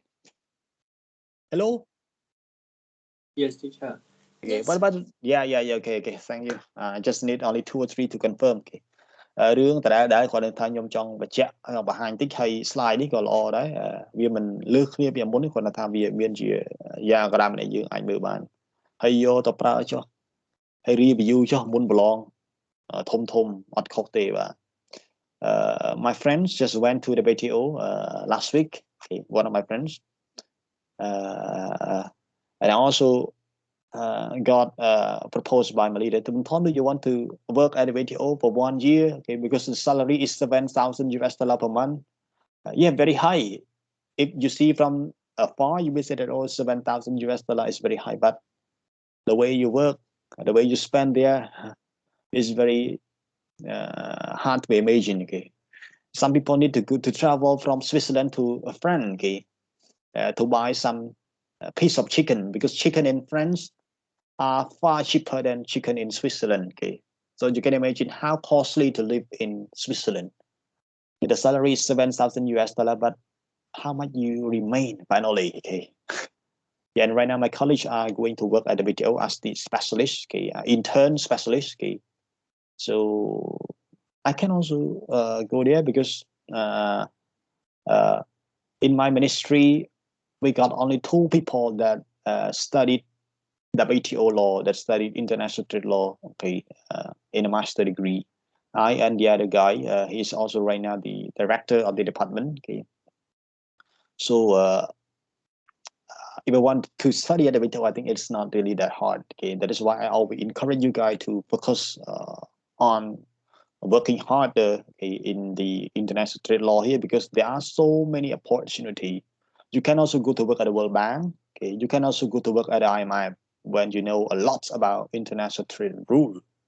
You can also go to work for the ASEAN Secretariat that my friend used to go in the last 3 years. You can go to work as the trade attaché, represent Cambodia Ministry of Commerce in the foreign countries. You can also go to work at the embassy. For example, you can go to work as trade specialist at the UK embassy in Cambodia, Australian embassy in Cambodia. So there are many occupation or professional career provided for the people with expertise of international trade law. That is why I want you to save it, keep it, review it when needed. Okay, don't ignore. Okay, because trust me, it's very important for you guys. Okay, this is also, yeah, I don't want to, yeah, treatment, yeah. Okay.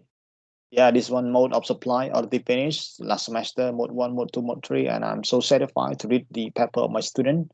in the final examination and also in the midterm examination. Yeah, I already corrected the midterm examination paper for you guys. If anybody want to collect to share with your classmate, you can just come to meet me one day, like class monitor, if you want to get it. Okay. So I already got it in place right now. Yeah, we already finished this one in last semester, and I feel so blessed that everybody of you could explain very well. Okay, the mode 1, mode 2, mode 3, mode 4. Okay, in a very detailed fashion. Okay, I could not imagine that you could do this well. Okay. Yeah, this is also about service, kind of the criteria to identify whether the service are the same or not. Okay, the same or not. So very much the same, just like very much similar to the criteria that I mentioned in the product. Because here we also talk about the characteristic, consumer preference, tariff classification, and also competitive nature of the service. Okay, អញ្ចឹងដូចតែគ្នាទេក្នុង product យើងមាន4 criteria ដើម្បីចែក whether the product are like or not អញ្ចឹង service ក៏ដូចគ្នាគឺតកតងទៅនឹង characteristic of service តើ service នេះមានលក្ខណៈបែបណាយើងបំរើគេកាត់សក់ service មួយប៉ុន្តែដល់ពេលយើងកាត់សក់មួយនោះគឺកាត់សក់ចេញម៉ូដគីមយ៉ាងអ៊ុនដល់ពេលមកកាត់សក់អ្នកផ្សេងមកកាត់ស្រាប់តែកាត់ចេញឯណាលីមិនហូអញ្ចឹងគ្រាន់តែសក់ពីរឲ្យ provide service តែមួយប៉ុន្តែផ្ដល់ឲ្យសក់ម៉ូដសក់ផ្សេងគ្នាក៏គេមិនថាវាជាthe same service ដែរអញ្ចឹងគេអាច conflict កន្លែងហ្នឹងវាមិនជា like service ដែរអញ្ចឹងវាមានរូបភាពច្រើនដែលយើងអាចមើលដើម្បីវិភាគតើ service ពីរហ្នឹងដូចគ្នាពីព្រោះយើងត្រូវតែ identify តើវាជា like service or not ដើម្បីកំណត់ថារដ្ឋាភិបាលដាក់ measure ហ្នឹងគឺស្របគឺស្មើគ្នាអត់គេបើសិនជាយើង assume ថា all the product are not the same បានន័យថារដ្ឋាភិបាលដាក់យន្តការលើផលិតផលនេះខុសពីនោះយើងអាចប្តឹងរដ្ឋាភិបាលបានពីព្រោះផលិតផលវាផ្សេងគ្នាអញ្ចឹងត្រូវដាក់ measure ខុសគ្នាប៉ុន្តែបើយើងរកឃើញថាផលិតផលពីរហ្នឹងវាដូចគ្នាប៉ុន្តែរដ្ឋាភិបាលដាក់ measure ខុសគ្នាបានន័យថារដ្ឋាភិបាលហ្នឹង discriminate អាមួយឲ្យប៉ុណ្នេះអាមួយឲ្យប៉ុណ្នោះអញ្ចឹងបានគេត្រូវតែចាំបាច់ក្នុងការកំណត់ថាផលិតផលហ្នឹងវា like or not service ហ្នឹងវា like or not វាដូចគ្នាអត់បើមិនដូចគ្នានៅពេលដែលរដ្ឋាភិបាលផ្ដល់យន្តការផ្ដល់ measure ខុសគ្នាគឺគុំប្តឹងរដ្ឋាភិបាលពីព្រោះផលិតផលវាខុសគ្នា service វាផ្សេងគ្នាប៉ុន្តែបើផលិតផលដូចគ្នា service ដូចគ្នាស្រាប់តែយើងឃើញរដ្ឋាភិបាលផ្ដល់ measure treatment ខុសគ្នាយើងអាចប្តឹងរដ្ឋាភិបាលបានថាអ្នកឯងមិន respect the principle of the WTO with regards to non-discrimination in article GATT គេតែផ្ដល់ភាពមិនស្មើគ្នាឲ្យផលិតផលនិងសេវាកម្មអញ្ចឹងយើងអាចប្តឹងគាត់បានប៉ុន្តែហ្នឹងតែយើង define តើ service ដែលយើងទទួលបានវាជា like service or not រវាង service មួយទៀតដែលយើង compare អញ្ចឹងសំខាន់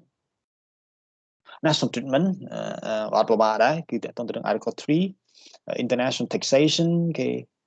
នៅពេលដែលយើងឲ្យក្រុមហ៊ុនមួយបង់ពន្ធក្រុមហ៊ុនខ្មែរអត់បង់ពន្ធក្រុមហ៊ុនបរទេសបង់ពន្ធនៅក្នុងស្រុកយើងក៏គេអាចប្តឹងបានដែរពីព្រោះវា again គេ para ones of article 3 of GATT គេ internal taxation law regulation and requirement for example of affecting international sale offering for sale purchase and so on នៅពេលដែលយើងធ្វើឲ្យប៉ះពាល់ដល់ការលក់នៅក្នុងស្រុកការអីហ្នឹងរបស់ក្រុមហ៊ុនមួយចំនួនប៉ុន្តែមិនមែនក្រុមហ៊ុនទាំងអស់អញ្ចឹងក្រុមហ៊ុនមួយចំនួនដែលរងផលប៉ះពាល់អាចប្តឹងរដ្ឋាភិបាលថាអត់ provide equal treatment គេអញ្ចឹងអត់ចង់ទៅវិញឆ្ងាយទេគ្រាន់តែថាប្រាប់ថានេះជា review ដែលយើងសិក្សារួចទៅហើយតើតើទៅនឹង international treatment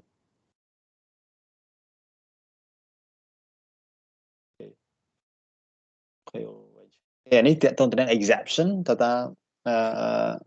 wait sorry guys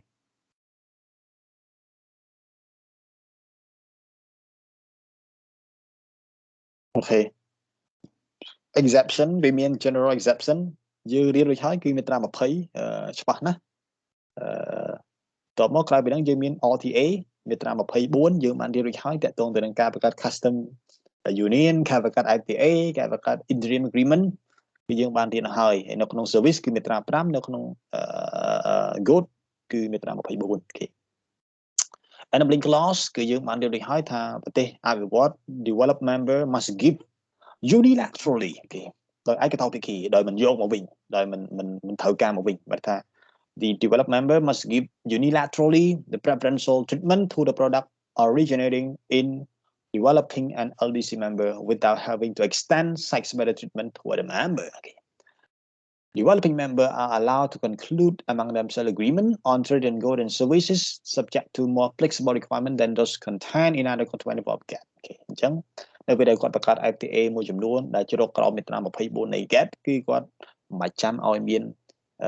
high commitment ទេគឺគាត់អាចឲ្យមាន preferential treatment រវាងគ្នាគាត់ដែលជាប្រទេសក្រីក្រហ្នឹងពីព្រោះអាហ្នឹងគឺជាវិធានដែលផ្ដល់ឲ្យដោយ WTO តកតងទៅនឹង exception ការលើកលែង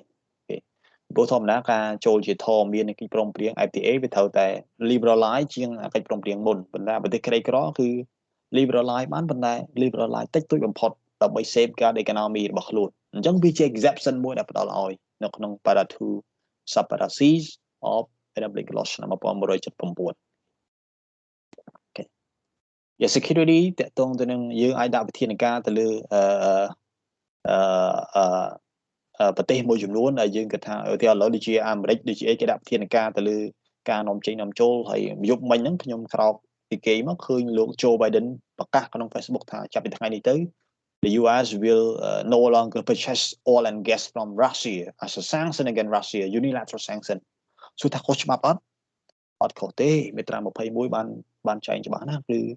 បើសិនជាការដាក់ sanction នោះការរដ្ឋបတ်ពាណិជ្ជកម្មនោះវាជាវិធានការដើម្បីការពារសន្តិសុខរបស់សកលលោកឬក៏របស់អាមេរិកខ្លួនឯងហ្នឹងដែលជាប្រទេសដាក់ sanction ហ្នឹងដែលជាប្រទេសដាក់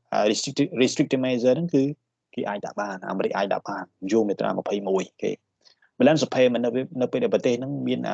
accounts of balance of payment របស់គាត់មានអនុភាពឧទាហរណ៍ការនាំចេញរបស់គាត់ហ្នឹងគឺវាទាបជាងការនាំចូលមកជាកំហុសធ្វើឲ្យគាត់ប៉ះពាល់ដល់សេដ្ឋកិច្ចពីព្រោះគាត់អត់មាន financial reserve នៅក្នុង foreign market ទេដោយសារតែការនាំចូលរបស់គាត់វា overlap វា override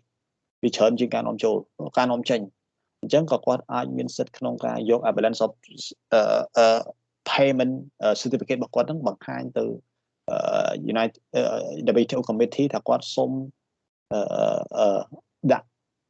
trade restrictive measure រយៈពេលខ្លីដើម្បី restructure balance of payment របស់គាត់ដោយសារតែនៅពេលដែលគាត់អត់ដាក់ restrictive measure ទេគាត់នាំចូលវាធ្វើឲ្យទីផ្សារគាត់ជន់ទៅដោយតម្លៃបរទេសអញ្ចឹងហើយគាត់អត់មាន foreign reserve capital នៅបរទេសទេពីព្រោះអត់មាន payment របស់គាត់វាអត់មាន balance អញ្ចឹងនៅពេលដែលយើងអត់មាន balance of payment គឺយើងអាចដាក់ measure ដែល restrict international trade បាន trade remedy នៅពេលដែលយើងរកឃើញថាប្រទេសមួយចំនួនកំពុងតែធ្វើផ្ដល់ subsidy ឲ្យក្រុមហ៊ុនខ្លួនប្រឆាំងដើម្បីឲ្យក្រុមហ៊ុនយើងវា distort in international market នៅពេលដែលយើងឃើញថាប្រទេសមួយទៀតគឺបាន provide ទម្លាក់តម្លៃរបស់ប្រទេសហ្នឹងផលិតផលប្រទេសហ្នឹងដើម្បីឲ្យស្រុកយើងនេះមិនអាចលក់បានពីព្រោះតម្លៃដែលនាំចូលពីប្រទេសនោះផលិតផលដែលនាំចូលពីប្រទេសនោះមកលក់ក្នុងស្រុកយើងវាថោកជ្រុលអញ្ចឹងយើងអាចដាក់ measure ជាលក្ខណៈតម្លើងពន្ធឬក៏ជាគេហៅថា dumping measure ឬក៏ countervailing measure ហ្នឹងទៅគឺដើម្បីទៅអត់អាចផ្ដន់ទាទោសយើងបានទេដោយសារវាជា exception ដែលយើងអាចដាក់នៅពេលដែលយើងឃើញថាប្រទេសគេកំពុងតែ commit dumping ឬក៏ subsidy ឬក៏បើសិនជាយើងរកឃើញថាប្រទេសគេនាំចូលមកយើងក្នុងបរិមាណកំហុសលើសនេះដូចជា safeguard measure ដូចជា EU នាំចូលអង្គពីកម្ពុជាទៅក្នុងអ៊ីតាលីនិងស្ប៉េនឆ្នាំ2008នាំចូលច្រើនពេកមានបញ្ហាដល់អ្នកផលិតករក្នុងស្រុកមិនអាចលក់បានគេក៏អាចមានសិទ្ធិក្នុងការប្រើប្រាស់ safeguard measure UD គឺឲ្យនាំកម្ពុជានាំចូលប៉ុន្តែត្រូវបង់ពន្ធលើសពី zero tariff rate ពីមុនអញ្ចឹងគឺយើងអត់អាចប្តឹង EU បានទេដោយសារតែវាជា exception ដែល EU ទទួលបាននៅក្នុង WTO wherever okay. The member also have the right to request a temporary authorization to derogate from any obligation of WTO content in the អញ្ចឹងនៅពេលដែលប្រទេសនឹងចង់បានសិទ្ធិពិសេសណាមួយឬក៏ដោយសារតែលក្ខខណ្ឌពិសេសដែលមិនមានចែងនៅក្នុងច្បាប់វាកើតឡើងឧទាហរណ៍លក្ខខណ្ឌថាប្រទេសនឹងគឺខ្ញុំនៅក្រីក្រខ្ញុំមិនទាន់មាន education គ្រប់គ្រាន់ខ្ញុំខ្វះ expert អាហ្នឹងគឺក្នុង WTO អត់មានចែងប៉ុន្តែជាក់ស្ដែងប្រទេសនឹងមានអញ្ចឹងប្រទេសនឹងអាចប្រើប្រាស់ waiver right សិទ្ធិក្នុងការដកចេញ commitment ណាមួយគេចេញពី multilateral trade agreement នៅក្នុង WTO គេអញ្ចឹងនេះគឺជា exception មួយចំនួនដែល WTO ទទួលបាន So what are the key takeaway okay, from this okay First is the non-discrimination principle, more open អញ្ចឹងទៅ development dimension transparency ហើយនិង exception ខ្ញុំយល់មិញអញ្ចឹងអត់មានអីទេហើយនេះyes អញ្ចឹងមានអីត្រូវសួរហើយដើម្បីយើង session ក្រោយខ្ញុំចូលមេរៀនថ្មីគឺ commercial diplomacy ឲ្យពួកយើងដឹងថាតើ commercial diplomacy ហ្នឹងវាយ៉ាងណាទៅ anybody want to question anything you can see here 33 34 slide and then we studied in only 1 hour or something, okay, because I think I don't want to go too far. We already studied all of this in semester 1, but I just want to review to review for you, okay, so that we have a good starting point in this new semester. Anybody you want to have some question for me to address, I can share with you now.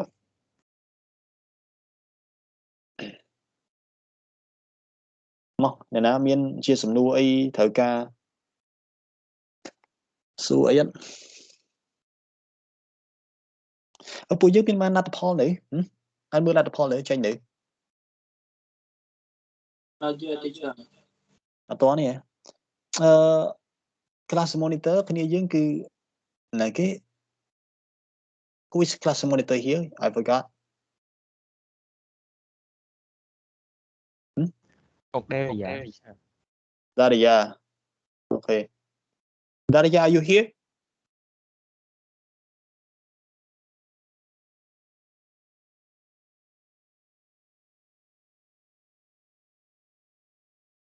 Okay. Để sao ta không cai cả đã. Rồi hỏi trong bên trong ban cả đã, mà vô máu thì wait. Sure. So the final result already out there, teacher.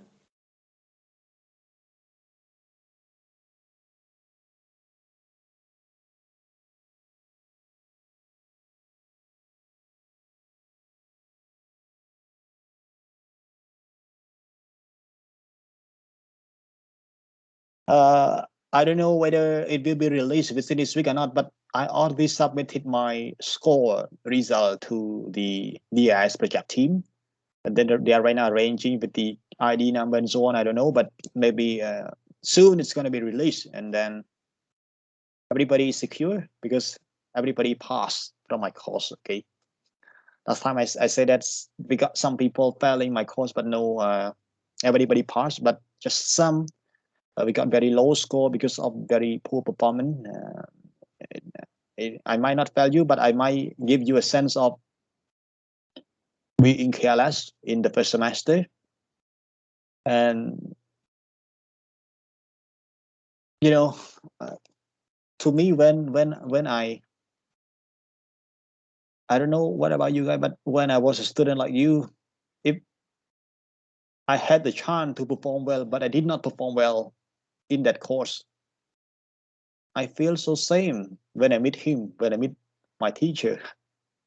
I don't know what will be happening to you, but to me, I always have this kind of same feeling when I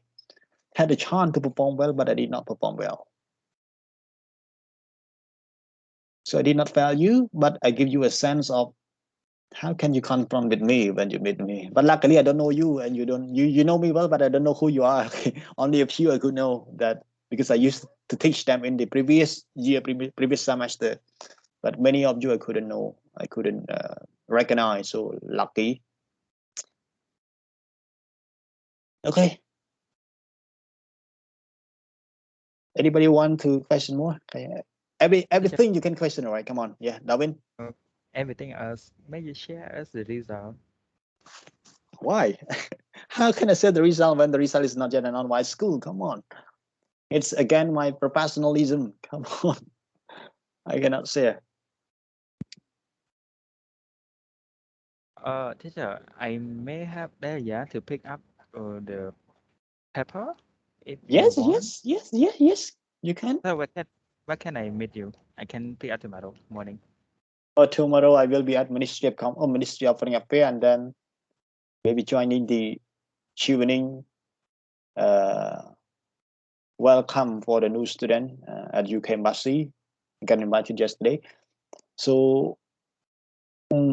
tomorrow. So where are you? Let me ask this way. Where do you stay? I can go to your ministry and pick up Oh, really? Okay. Okay. So, around 10 o'clock. okay. Can you give me the number, right? So you can also give the number through the. I think you know my number, right? No, teacher. I will. You give me a Okay. number. Okay. I contact you through Telegram. Okay. Let me share with all of you here. Okay, not only for you, but with everybody. Okay, not. You can call me. You can text me anytime you want to, and whether I can reply or not, it depends on my schedule. Okay. Let me share with you my Telegram number. Admin ấy thật lệ vì vô cả với you. Guy, did you see my number in the chart box?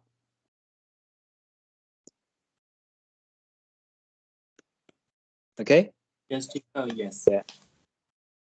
Okay, another one. Okay. Not zero. Chẳng ai តាក់ទងតាមលេខណាក៏បានដែរគ្នាយើងបើមាន smart តាក់ទងតាម smart មកបើមាននេះតាក់ទងតាមនេះមកអញ្ចឹង So teacher, which one Telegram to connect to Telegram? Yes, teacher. 0078. Okay.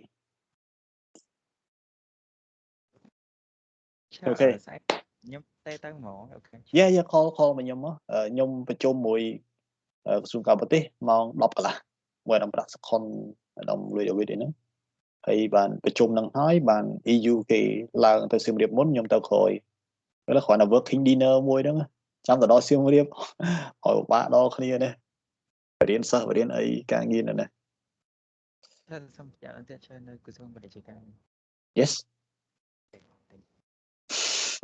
គេតែខ្ញុំនៅណាអូខេគឺខ្ញុំនៅក្រសួងធម្មការសាសនា Come on ខ្ញុំអាចនិយាយដោយ confident ខ្ញុំអាចបរៀនដោយ confident ខ្ញុំអាច share experience បានច្រើនដោយសារធ្វើការនៅនឹងទេបើអត់មិនដឹងថាខ្ញុំទៅ share បែបណាទេព្រោះរឿងខ្លះតើតែយើងនៅផ្ទាល់តើយើង involve ផ្ទាល់គេដូចជា to say speak ទៅ say អីហ្នឹងសិតតែជារឿងគ្រោះថ្នាក់ដែលខ្ញុំធ្លាប់ឲ្យពួកយើងបានដឹងខ្ញុំសឹងតែក្បត់ខ្វល់ហើយពីព្រោះពេលខ្ញុំទៅ say ដំបូងនោះខ្ញុំចូលក្រសួងដំបូង 2016 ទេក៏ប៉ុន្តែខ្ញុំមន្ត្រីក្មេងចេះទេចូលទៅដល់ខ្ញុំទៅ say speak ជូន drop speech ជូនអគ្គដើម្បីឲ្យអគ្គយកឆ្លងដល់រដ្ឋមន្ត្រីទៅនិយាយនៅក្នុងកិច្ចប្រជុំនៅវៀតណាមដាណាងកិច្ចប្រជុំ APEC យើងស្គាល់ APEC ហើយ Asia Pacific Economic Cooperation Framework នៅឆ្នាំប្រកាសនៅឆ្នាំ1989មានសមាជិក26ប្រទេសដែនដីប្រទេសហើយនឹងដែនដី country and economy territory គេហើយពេលខ្ញុំដាក់ក្នុង speech របស់រដ្ឋមន្ត្រី welcome all delegates from member state អូខេអញ្ចឹងពាក្យថា member state អាម៉ាត់ខ្ញុំរងគ្រោះណាស់ដងគាត់ថាខ្ញុំសិតតែគ្រូ IR អីហើយអត់យល់សេមិនដឹងគាត់ឡើងទុយ Yeah my first time writing the speak and ហើយខ្ញុំក៏ភ្លឺភ្នែកដែរពីព្រោះក្នុងនោះវាមានតៃវ៉ាន់គេហើយបើយើងដាក់ member state យើង recognize តៃវ៉ាន់ជា state ដែរតូចទេប៉ុន្តែប៉ះពាល់គោលនយោបាយធំគេអញ្ចឹងហើយក៏ខ្ញុំត្រូវមួយហ្នឹងគឺមានអារម្មណ៍ថាធ្វើឲ្យប្រយ័ត្នខ្លាំងណាស់នៅក្រសួងដល់ពេលឥឡូវបានសប្បាយចិត្តដោយសារត្រូវបានគេទុកចិត្តហើយពេលប្រជុំអីគឺមានអារម្មណ៍ថា I feel so value so value because I can share with confidence and then people I mean leader take note seriously of my concern and my comment and they also entrusted me to write a speech for minister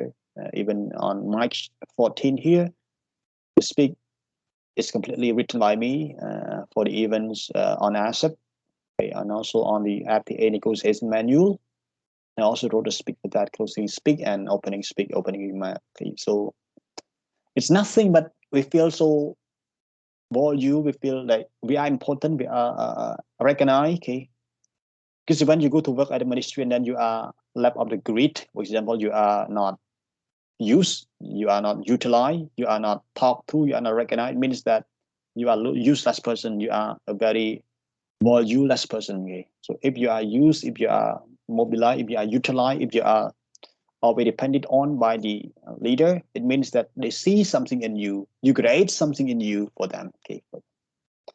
So I recommend you to build this value in you, and we don't care how costly, how expensive your dress will be, as long as you have some value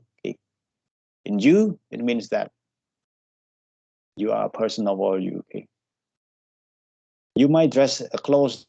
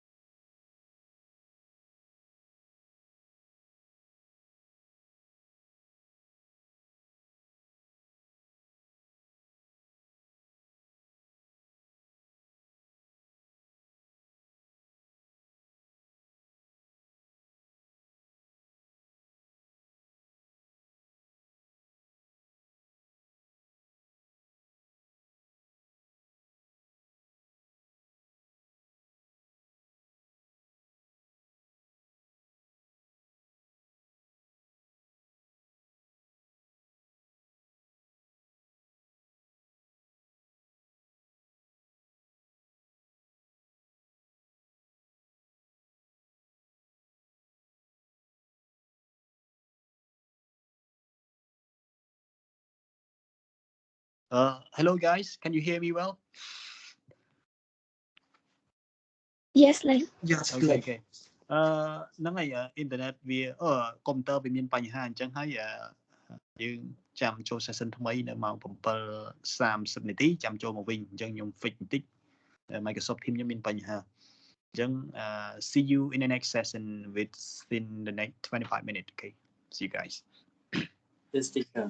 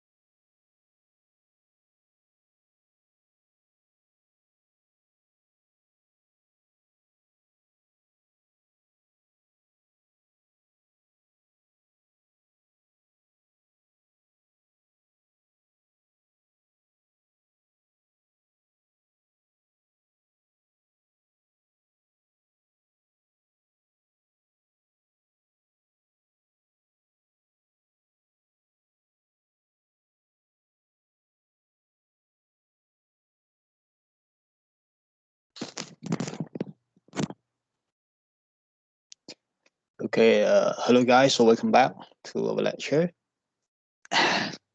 So we'd like to move to the new chapter on the commercial diplomacy. Are you guys here? Hello? Okay, thank you. So let me go to the commercial diplomacy for you.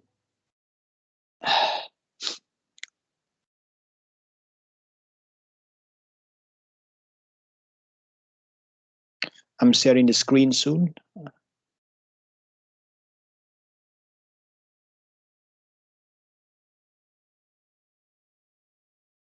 Excuse me, lecturer. Yes. Could you please accept my request to join Okay. MT class? Okay, wait. Sorry. Yeah, thank you so much for reminding. Thank you, Let me lecturer. check.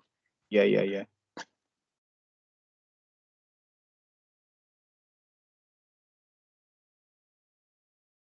Okay. Oh, we got two other students behind. Benjamin and Danny. Okay, thank you.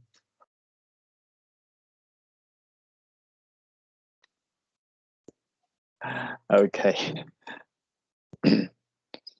Yeah, I already accepted two students, Benjamin and Danny. So welcome on board again. Okay.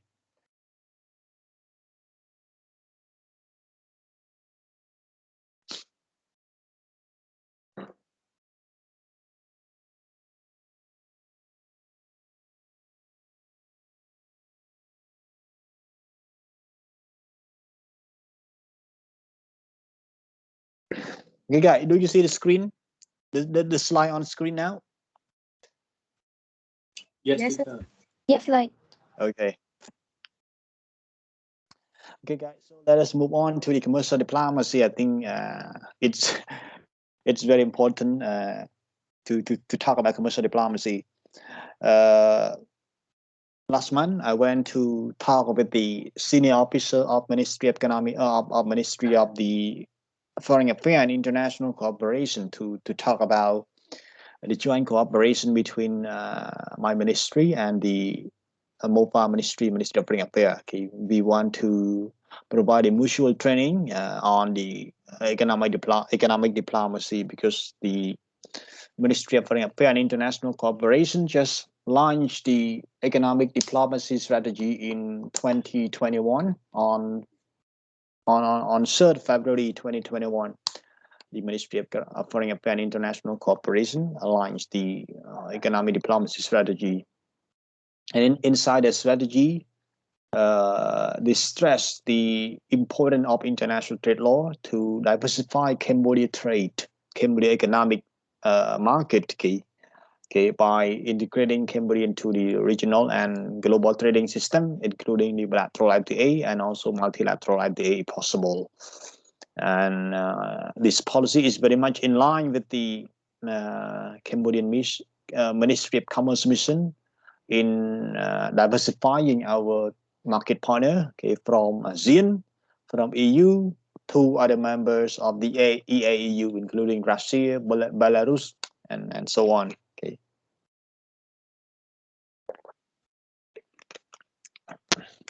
Yeah. We know a lot about the diplomacy. We studied in year 1, year 2, year 3, and even in year 4. We can simply understand that diplomacy is a kind of uh, communication tactic that will retain the good relation between country and country or between private entity and private entity. Okay, so diplomacy is not only applicable to state level, but also can be used, can be utilized, can be displayed by the private entity like you guys. You can also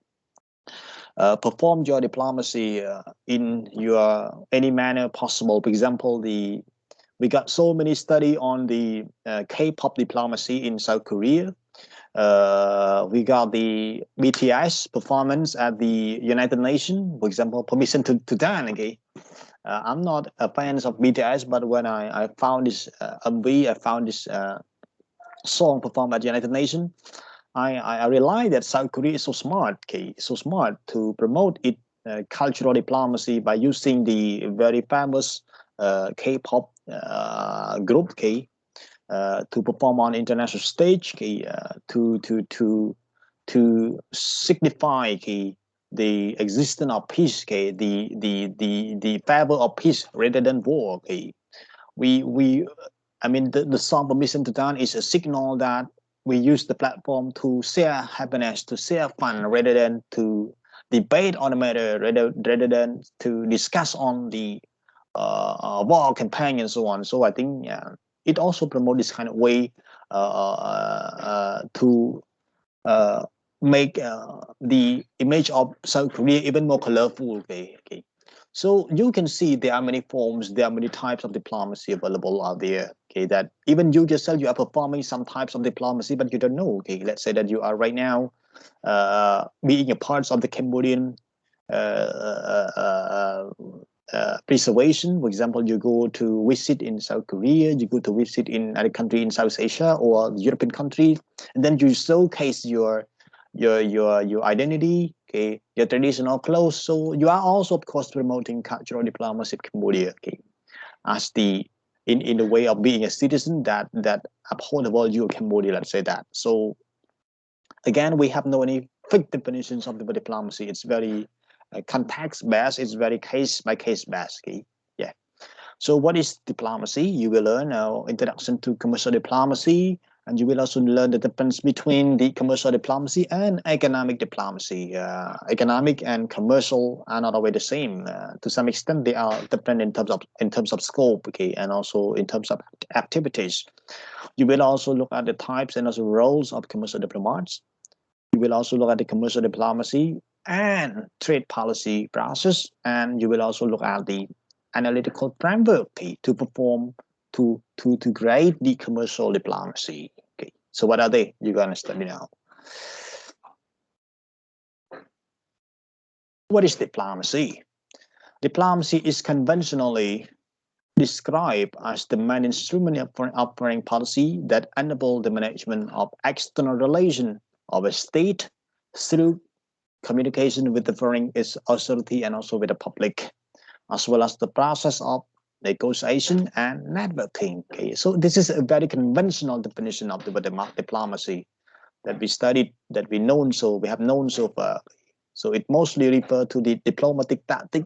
at the political or foreign policy level. But in fact, as I said earlier, there are many ways that you can perform diplomacy, because diplomacy is not only restricted to foreign policy alone, not only restricted to the interplay between state and state alone, but it can also be between non-state actors. Okay, for example, Taliban, for example, Al-Qaeda, they also have their way of expressing their diplomacy. It may also take place at different international level, for example, in a way of bilateral level, regional level, or multilateral level, or within the host state, for example, the government department, parliament, Senate, NGO, business organization, and also other stakeholders. So I'm not quite sure whether you used to hear the word two-level game theory. Anybody used to hear two-level game theory of Mr. Robert Putnam? Anybody know? Okay. Are you learning foreign policy 1 and 2 in semester 3 and semester 4 here? No, Hello, guys. It's in IO. It's not in IE. Yeah. Oh, you are in IO. Okay. Yes. You are in IE, not IO. Yes. Two-level game refers to the diplomatic level. Okay. That state of engage predominantly when they want to conduct any foreign policy objective, to achieve any foreign policy objective. Okay. For example, according to the theory of two-level game by Mr. Robert Putnam, the expert of international relations, negotiation involve two important levels. The first level is international level. We call first level game. And second level is the internal level, the domestic level. Sometimes you achieve one compromise position at international level. For example, you can win, you negotiate, you persuaded your foreign counterpart to accept your position on certain matter in certain level. Okay. However, when you come back, okay, to get input in your country,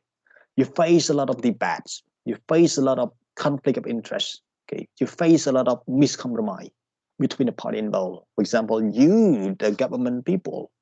might face a lot of complaint, might face a lot of resistance from the interest group in Cambodia, from the private party in Cambodia, from the businessmen in Cambodia. That is the interplay between the private and public sector in your country, not on international stage. On international stage, we have already settled, but internally we have to face between public and private one.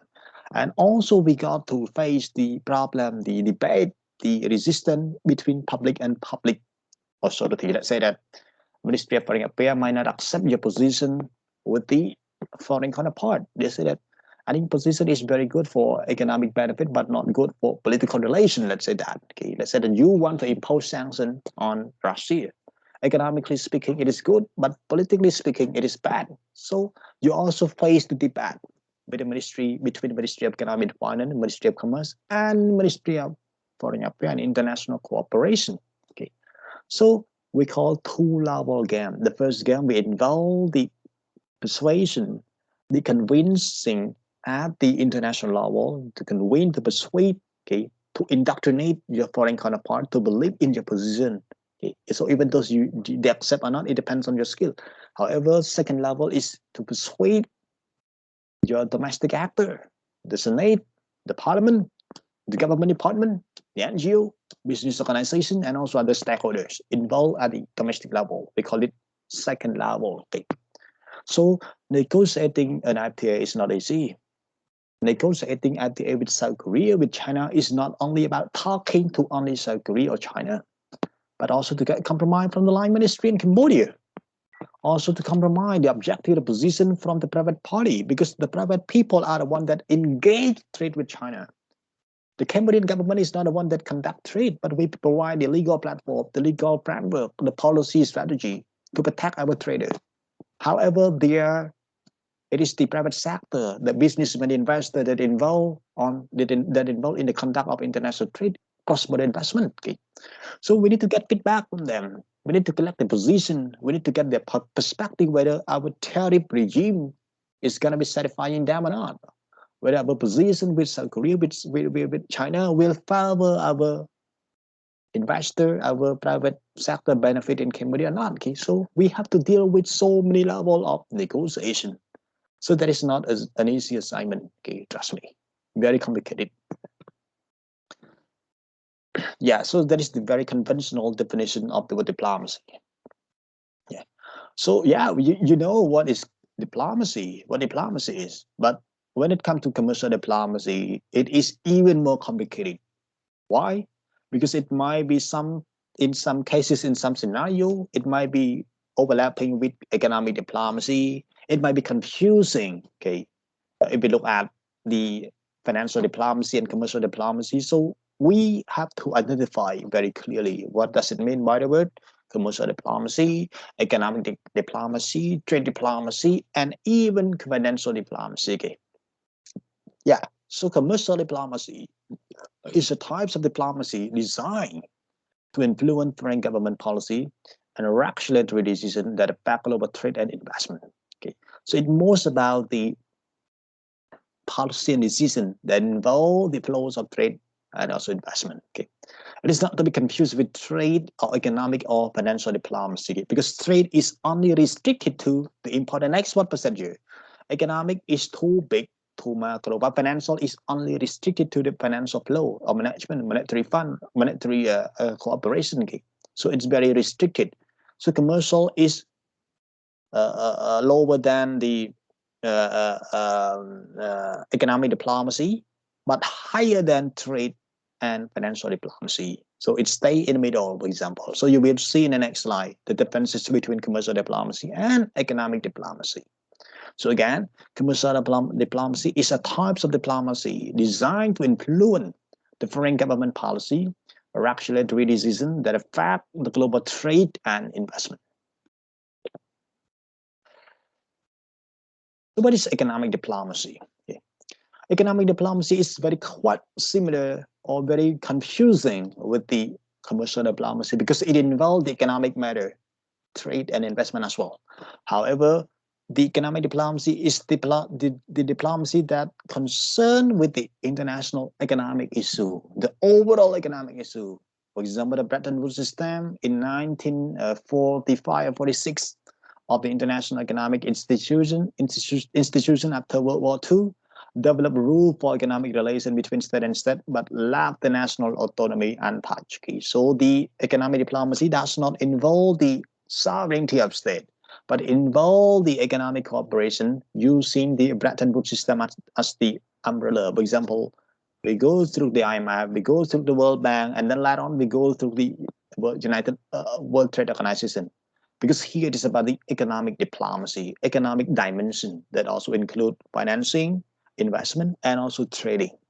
Okay, so it's larger, it's more macro than the commercial diplomacy, to make it simple. Okay. On the other hand, commercial diplomacy is an activity conducted to encourage trade promotion and business facilitation between a home and a host country. It aims to encourage business development through a series of business promotion and facilitation activities. Okay, so in a narrow definition of commercial diplomacy, it is the activity that is specifically conducted to encourage promotions of trade and also business promotion between two countries. And it aims to encourage business development through many activities that promote business and also promote trade facilitation. And what are they? You're gonna see the function. You're gonna see the structure here. So it is a very important illustrations of how to distinguish between economic diplomat and commercial diplomat. Okay. So in economic diplomacy, okay, we got country one and country one and country two. Okay. Economic diplomacy, we got country one and country two. Okay. And country one and country two, all of them need to work together, but they work under the international framework. For example, Cambodia and Vietnam, okay, need to work together, but we need to work under the IMF, under the International Trade Union, or under the WTO, okay, or under the World Bank. Okay, so in economic diplomacy, we involve more with the international economic structure, and we have, for example, national embassy, we have consulate. For example, Cambodia, we have the WTO representative of Cambodia, or Cambodia permanent representative to the WTO. We have the Cambodia representative to the IMF. We have Cambodia representative to the World Bank. Okay? So we have our representative design or assigned or posted, okay, in the foreign international institution, economic institution that promotes our economic position. Okay, so simply speaking, economic diplomacy is about macro level, that it involves with the international, or we call it, to make it simple, Bretton Woods system, the World Bank, the IMF, or the WTO. Okay. Yeah, and in the second circle, we call it commercial diplomat. And how do commercial diplomat do? Commercial diplomat do not engage too much with the government affair, with the international organization, but it promotes the interaction between the foreign company and the local company. Okay, so commercial economic diplomat, they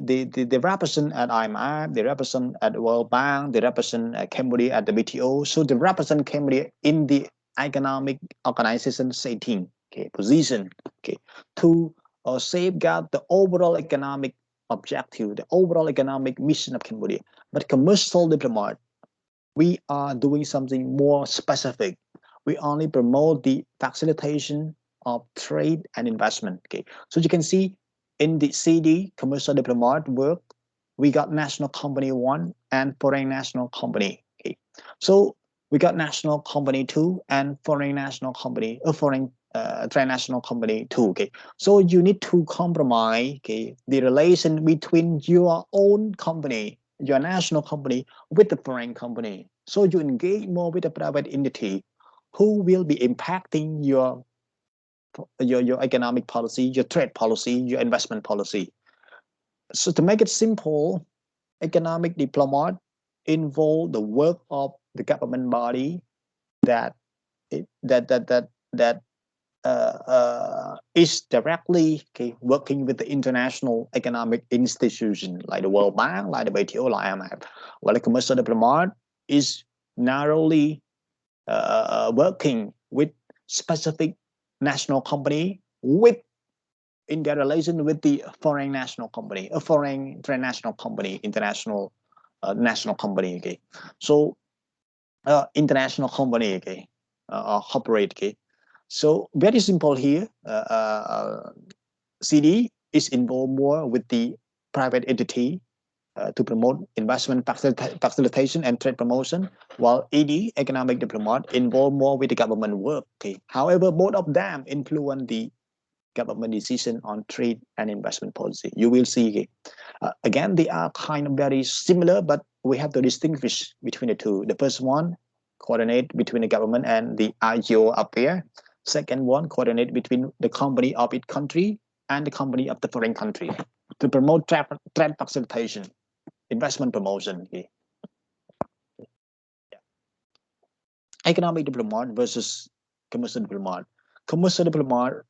refer to the diplomat that represent the interests of his country, provide service to enterprise, safeguard interests of national company abroad, and attract FDI to his country, and also report to Ministry of Foreign Affairs and also Ministry of External Action, who might be stationed at embassy abroad or operate out of national capital. So you can see here, even those commercial diplomat involve more with the private sector, with the private company and the national company to give them the gateway to work together. For example, exhibition, trade fair, and so on. So commercial diplomat will take a very critical play in this kind of affair. Okay, but at the same time, they also need to report, okay, the situations of their mission, okay, the issue or the need, their need, their demand, okay, their quest for solution, okay, to the government body, for example, Ministry of Foreign Affairs or Ministry of External Action, okay. Yeah, so it is the work of commercial diplomat. Economic diplomat refers to the one that represent his country in other country, for example, embassy, yeah, consulate, or at any economic or financial United Nations organization, including the World Bank, the WTO, or IMF. Follow and influence other country economic policy and report to also the Ministry of Foreign Affairs and Ministry of External Relations, External Action, okay, not MOBA, but MOEA, okay, or Presidency. Okay. So to make it simple, both of them involved with the government, but commercial diplomat involved with private sector and then report to the government, okay, especially to safeguard the interests of the enterprise with relation to the foreign enterprise. Okay, we want to safeguard the interests of our national company, national enterprise, okay, or in the conduct of trade and investment with the foreign enterprise. While economic diplomat, they mostly involved with the economic or financial big institution, okay, that represent the interest in the overall economic interests of the country. Okay, for example, at United Nations body, including World Bank or IMF or the WTO and so on. Okay,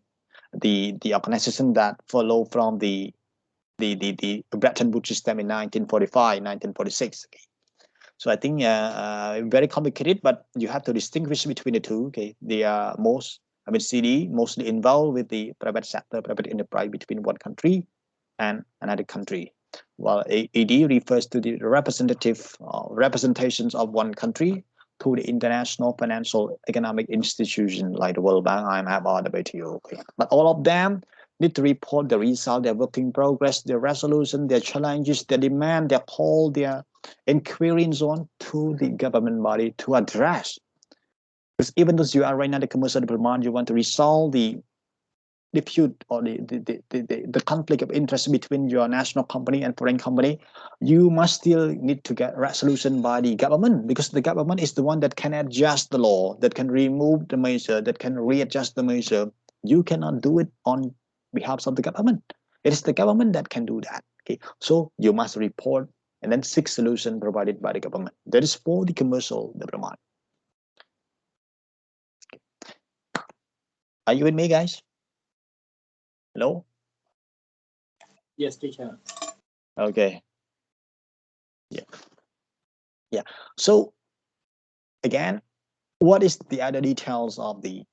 commercial diplomat?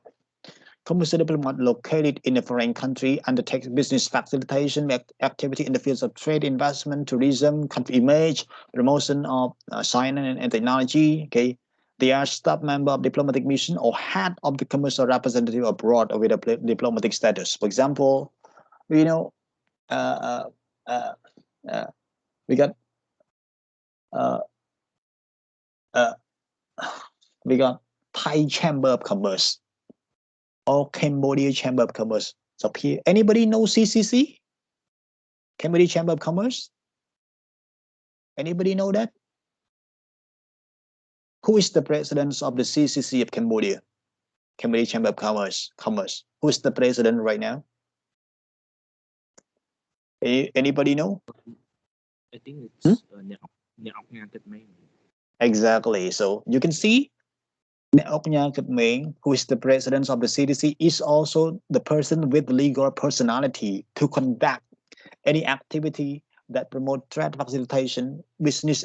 facilitation, and also investment between Cambodia and a foreign country. Okay. So you can see in some other year, in some other months, may always accompany some like Prime Minister Hun Sen to join the mission overseas. And then he also brought along with himself a number of Cambodian giant company that would be able to provide any service supply or a good supply in the foreign country that the Prime Minister visited. Okay. So you can see here, they are of course the private entity, okay, but they are also the commercial representative, okay, abroad with diplomatic status. Okay. Why? Because they are recognized by the government. Okay. They are going along with the Prime Minister. Okay. And even if they are not the CCC, they will also have their representative or the foreign office in the other country, and then they can, display. For example, okay, today I am the heads of the Cambodian chambers of chamber of commerce in Thailand. I want to promote the Cambodian business law and also new investment law of Cambodia in Thailand. I want to let investor in Thailand to know that what Cambodia has for you, what are the what are the investment incentive that Cambodia can offer to you under the new law. Okay, so I go to Thailand to represent Cambodia to talk about what Cambodia can offer for the international investor who wish to invest in Cambodia. So here, I have also involved with the work of commercial diplomacy or the work of commercial diplomat, because my mission is to promote investment and trade promotion between Cambodia and Thailand. The Prime Minister of Cambodia always welcomed the visit of USABC. Anybody used to hear the word USABC? Anybody used to know what does it mean by the word USABC?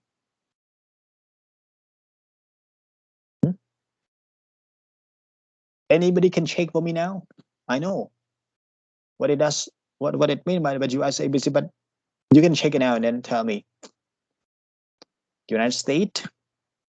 ASEAN, business what? Yeah, exactly. USABC.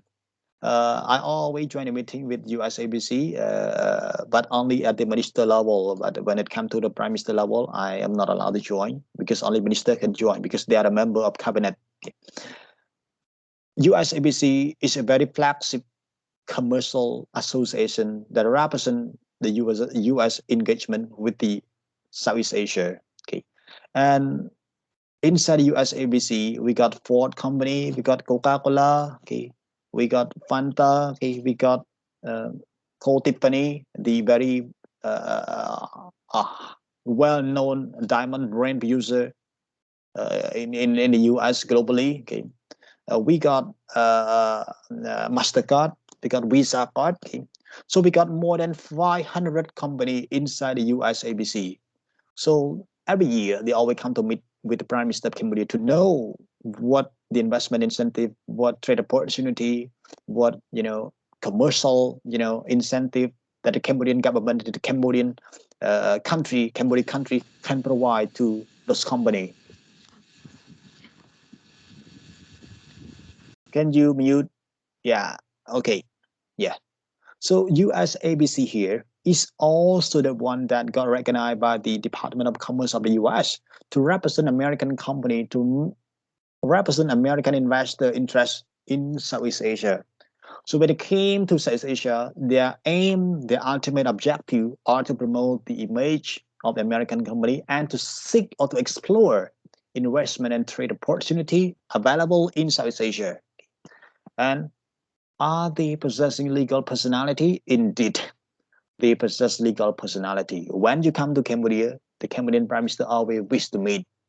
because they consist of 500 American companies. And most of American companies are very of high standard and very rich. For example, always have the strong adherence to the labor right, environmental protection, and so on. So they are of high standard. So that is why we are always welcome to have American investor invested in Cambodia. But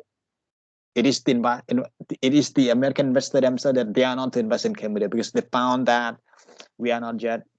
providing any favorable conditions for investment. Our law is not yet very well applied. Okay? Our infrastructure is not yet really sufficiently supporting the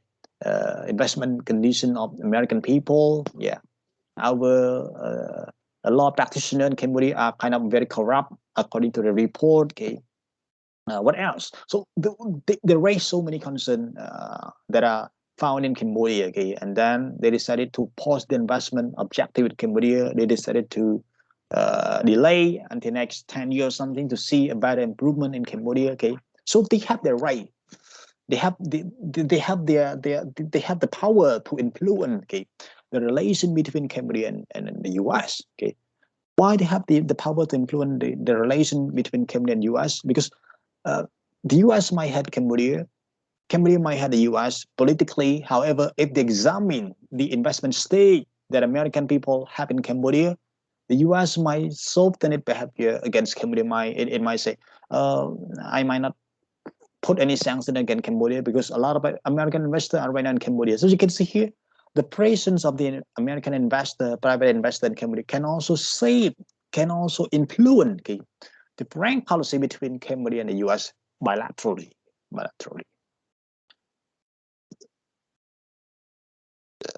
Yeah, and how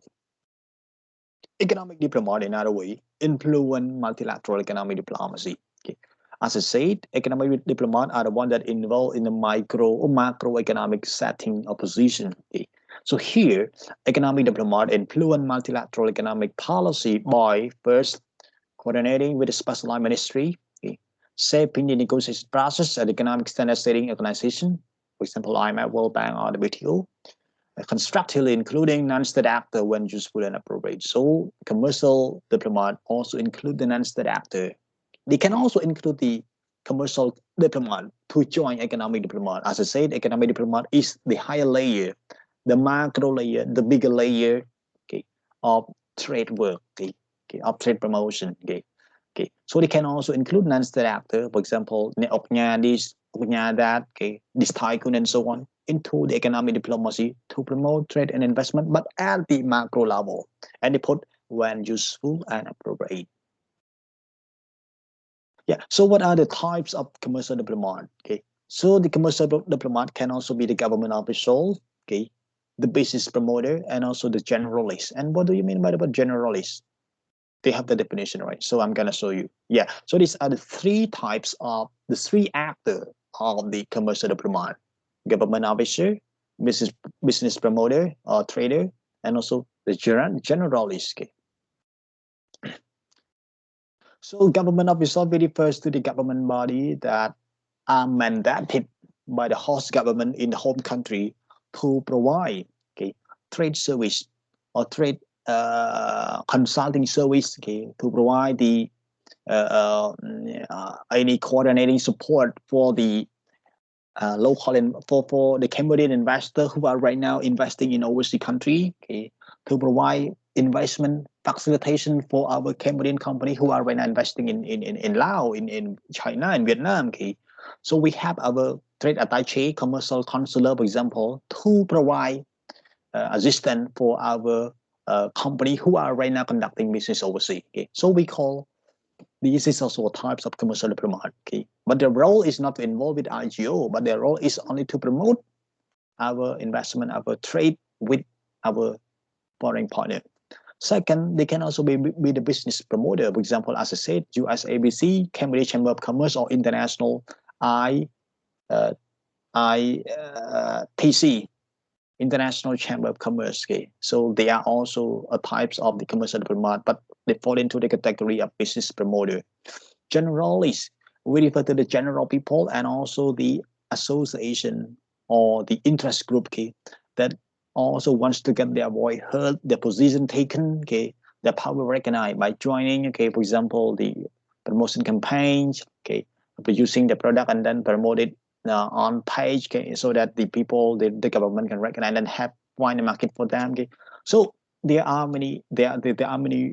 category of people or actor that fall into the generalist, as long as they are not business promoter, they are not government official, but they are the one that also advance, okay, the missions of promoting trade and also facilitating investment overseas. Okay. Why commercial activity between private company require intervention of commercial diplomat? Okay, indeed, private entity, they are kind of profit oriented. Okay, profit oriented. So when they face crisis and when they seek solution, their solution is not much about compromise, but it is much about I gain, you lose. It is about zero sum game, negative zero sum game. Okay, that is why we need commercial diplomat to intervene, to give them the compromise, to give them the positive sum game. I mean, everybody win. Sum mean I gain, you gain, not negative zero sum game. Okay, so we need the interventions from the commercial diplomat to involve finding right solutions for the issue faced by the private company and private company. Yeah, these are some important reasons why we need the interventions from the commercial diplomat. First, international and financial flow, like the domestic equivalent, require a host of regulation, rule, and agreement to proceed smoothly. Okay, to proceed smoothly, and how to proceed, how to ensure that this kind of law and regulation and rule and agreement proceed smoothly. We need commercial diplomat who know about the law. Okay, who know about the law to disseminate, to announce, to let's say, to share, to contribute, to raise the awareness among the private company. Okay, because as I said, private company are very interest oriented, very interest led. Okay, so they don't care much about understanding law, regulation, and rule and agreement. So they need commercial diplomat. It can be in the forms of government officer, it can be in the forms of generalists, or can be in the forms of business promoter to share with them the knowledge of regulation, of rule and agreement, and so on. Okay, okay, because international trade and international financial flow are very complicated, that need regulation to cover and then proceed it smoothly.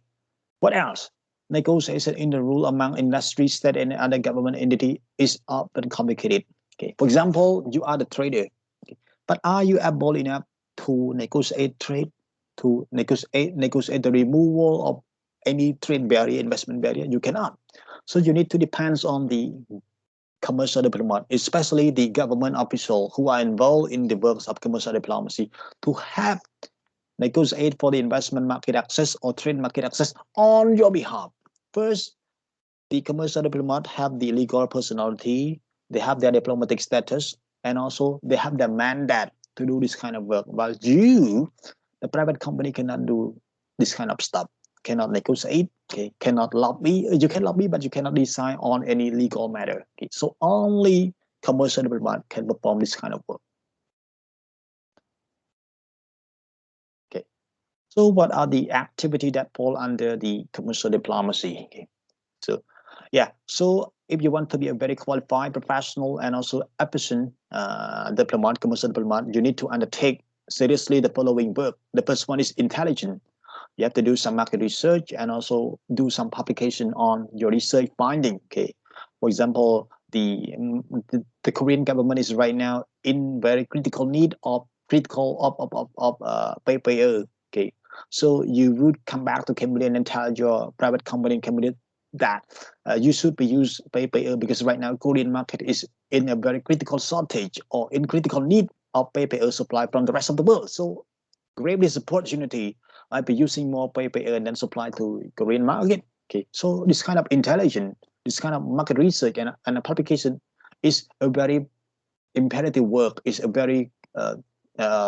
Catholic work that commercial diplomat must involve in order to be recognized as the professional or to be the efficient one. What else? You need to provide assistance with the trade promotion activities such as doing trade fair, having the commercial people mission to overseas country, and also to do business matching and networking. Okay. Last month I met with the delegation from East Timor, and East Timor want the Cambodian government like me, like my people, okay, to have East Timor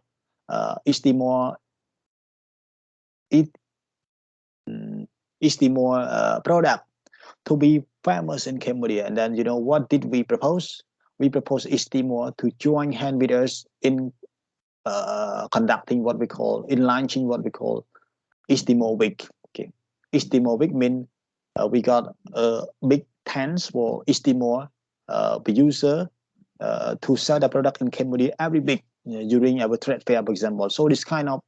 activity is also a promotion, okay, of East Timor product. Okay, East Timor product. So a commercial diplomat, for example, the one that are stationed in the East Timor embassy in Cambodia, they will work with the Ministry of Commerce to install,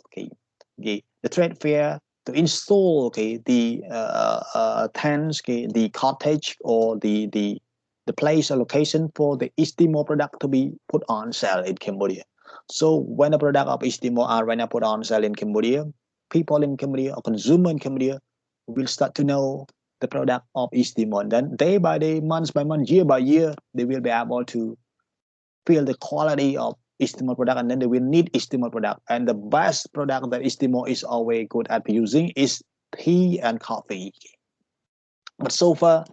even you guys here don't know the potential product of East Timor, whether East Timor good or not, qualify or not, high quality or not. But if one day the Ministry of Commerce, with the cooperation from the East Timor-Leste in Cambodia, embassy in Cambodia, and then we put the East Timor product on sale, for example, coffee or tea, I think you will start to know East Timor product day by day, month by month, years by year, sooner or later. Okay. What else? The commercial development must also be involving with the assistance on trade in trade dispute and conflict. I think very easy to understand. You need to find way to find compromise when the private party from the country face crisis with the private party of the other country where you stay in. Okay. You need to find right solution for them. Okay. Scouting for new partner. You need to also explore as possible as you can the new partner for your commercial people, for your business people, for your market. Okay, you cannot just stay there forever. You need to find new partner. For example, we need to create FTA. We need to negotiate trade agreement. We need to conduct trade fair somewhere else. Okay, so it's very important here. Sometimes we also need to involve in trade negotiation process. Not sometimes, but often time, commercial diplomat always involved. Okay, oftentimes commercial diplomat involved in trade negotiation process, either formal or informal.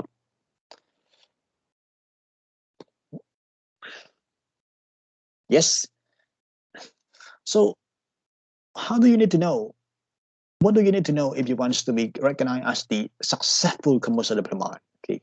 So in order to be a successful commercial diplomat in display, in your position, you need to know many things. Okay, you need to have the awareness of many things in hand. And the first one is commercial interest at stake. So before you want to negotiate, before you want to open the market access, before you want to talk to the foreign counterpart, the foreign company in the foreign counterpart, foreign country, you need to know whether the product that you are gonna talk about with your trade partner are the product that your country needs to find market or not. Okay. For example, Cambodia is of course very much potential at in exporting textile and good. And then when you go to talk with South Korea, when you go to talk with Russia, you say, I want to get market access in your country for the product of car from Cambodia. You are stupid. Why? Because car is not a commercial interest of Cambodia. We cannot produce car. So why do you want to talk? Why do you talk to Russia and Korea about opening market access for car from Cambodia while Cambodia cannot produce car? So kind of very silly, very stupid commercial diplomat. Okay, so the very successful and smart commercial diplomat shall be the one that know the commercial interest at stake that your country has. Okay, then you can talk with the foreign counterpart to open market access for the product that your country is potential in using. For example, what else? The macroeconomic impact of alternative policy options. So before you propose any option, to talk with the foreign counterpart, think whether this kind of option will yield out or will finally backfire or not. If it backfire, for example, it cause negative impact on your macroeconomic policy, do not suggest that position. Remove that position. Okay. So you need to know about this kind of stuff as well. Okay. What else? The objective of all possible stakeholders and the ability to exert political influence. Okay. So before you talk to the foreign counterpart, for example, to open market access, to facilitate investment and so on, think about who will be involved in this. Okay. If you talk to trade union, you might not be able to get that position because trade union always protect the rights of trader, the rights of worker, okay, in the factory. Okay. If you want to talk about promoting environmental good from Cambodia and Thailand, and then you go to talk with the environmentalists in Thailand, trust me, you cannot succeed. Because why? Because the environmental advocate in Thailand will find whatever position that safeguard the environment between Cambodia and Thailand. You want to export, you want to import environmental good between Cambodia and Thailand, but how can you convince the environmental advocate in Thailand and Cambodia to believe in your position of opening market access for the product of environmental goods? Okay. So it's very nonsense. So you need to know, okay, to identify the stakeholder, okay, that you are gonna talk to, you are gonna talk with, okay, and to measure the level that can exert their political influence in the decision making of the government. Okay. So think carefully. You also need to think about your domestic issue intertwined with the trade issue. I think very important to know about this before you talk about something, before you propose something to the commercial people in the foreign country or to the foreign government. Think about whether your position will, of course, complicate the domestic policy issue or not. Okay, kill your environment, kill your people, kill your farmer, okay? Kill your factory worker or not. Okay, think about your domestic policy issue. Okay, and if your people are right now not yet digitalized enough, let's say that the people in Cambodia are not yet, they are we are right now getting exposed to high internet penetration, but we are not yet a potential user, a good users of internet. We don't know how to secure the online transaction. We don't know how to do shipping online. So how can we go to talk with a foreign partner about digital trade with them? Whenever people are not yet understanding or we do not have very high internet literacy so far. Okay. So think about your domestic policy issue first before you talk about trade assignment, trade work with the outsider, because policy issues are always entwined or are always included in trade issues. Non-trade issues are always related to trade issues. We cannot detach, we cannot differentiate between them. Okay. One good is always impacting the health. One service is always impacting the culture, the morality. So think about this kind of socio, cultural, economic policy that are happening domestically before you talk with a foreign partner. Okay. Yeah. Think about the applicable domestic and international legal provision. Okay. So when you talk, check whether your law can provide this kind of instrument for them or not. Okay. When you you can come to provide legal service in Cambodia. Come on, I support you. But when you come to check in the law of Cambodia, especially the law on bar association 1995, Article 6 of the law said that foreign lawyer cannot provide any legal service in Cambodia. So what stupidity, how stupid you are to talk with a foreign partner, with a foreign government, and then allow them to supply legal service in Cambodia while your law still restrict not to allow the foreign service in terms of legal affair in Cambodia. Okay, so yeah, and also beside local law, check your international commitment, check the international law. Let's say that you talk, okay, Russia come to invest in Cambodia, Russia come to do trade with Cambodia, but you don't know that right now the United Nations is imposing resolution on the sanction against Russia for the Russian investment in Ukraine. Okay, so you don't know about the international legal provisions that are right now being undertaken by many states of the United Nations. You don't know about your domestic law implications. So, and then you talk freely, stupid commercial development. Okay. And also look at the impacts of media coverage on the public opinion. So before you talk about something, always make good relation with the media. What if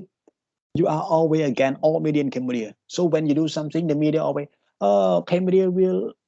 give up its market. It will play down the interest of farmer because it open a market access for many agricultural goods from the foreign country to be imported into Cambodia. You kill a farmer. AFA, AFE, VOA talk this kind of way, and then it can win. I mean, this kind of media coverage can win the opinion of the people. So the public people will condemn you. Then it goes either you are so stupid because you don't care about us. You want to kill us by allowing the other country to import something into our country that replace our product, for example. So think about the media. How much that the media can provide, can impose impact on the public opinion. You got a point, guys? Okay, clear? Yes, teacher. Okay. I remember in 2016, Australia want to send Nehru refugee because Nehru refugee face the crisis between in Myanmar and also in Pakistan, and then they moved to Australia. Then Australia asked Cambodia if we can accept the Nehru refugee to Cambodia or not, and then the Prime Minister of Cambodia, through the Ministry of Foreign Affairs, announced that Cambodia would receive 2,000 Nehru refugees in humanitarian cause as a display of our humanity, because we used to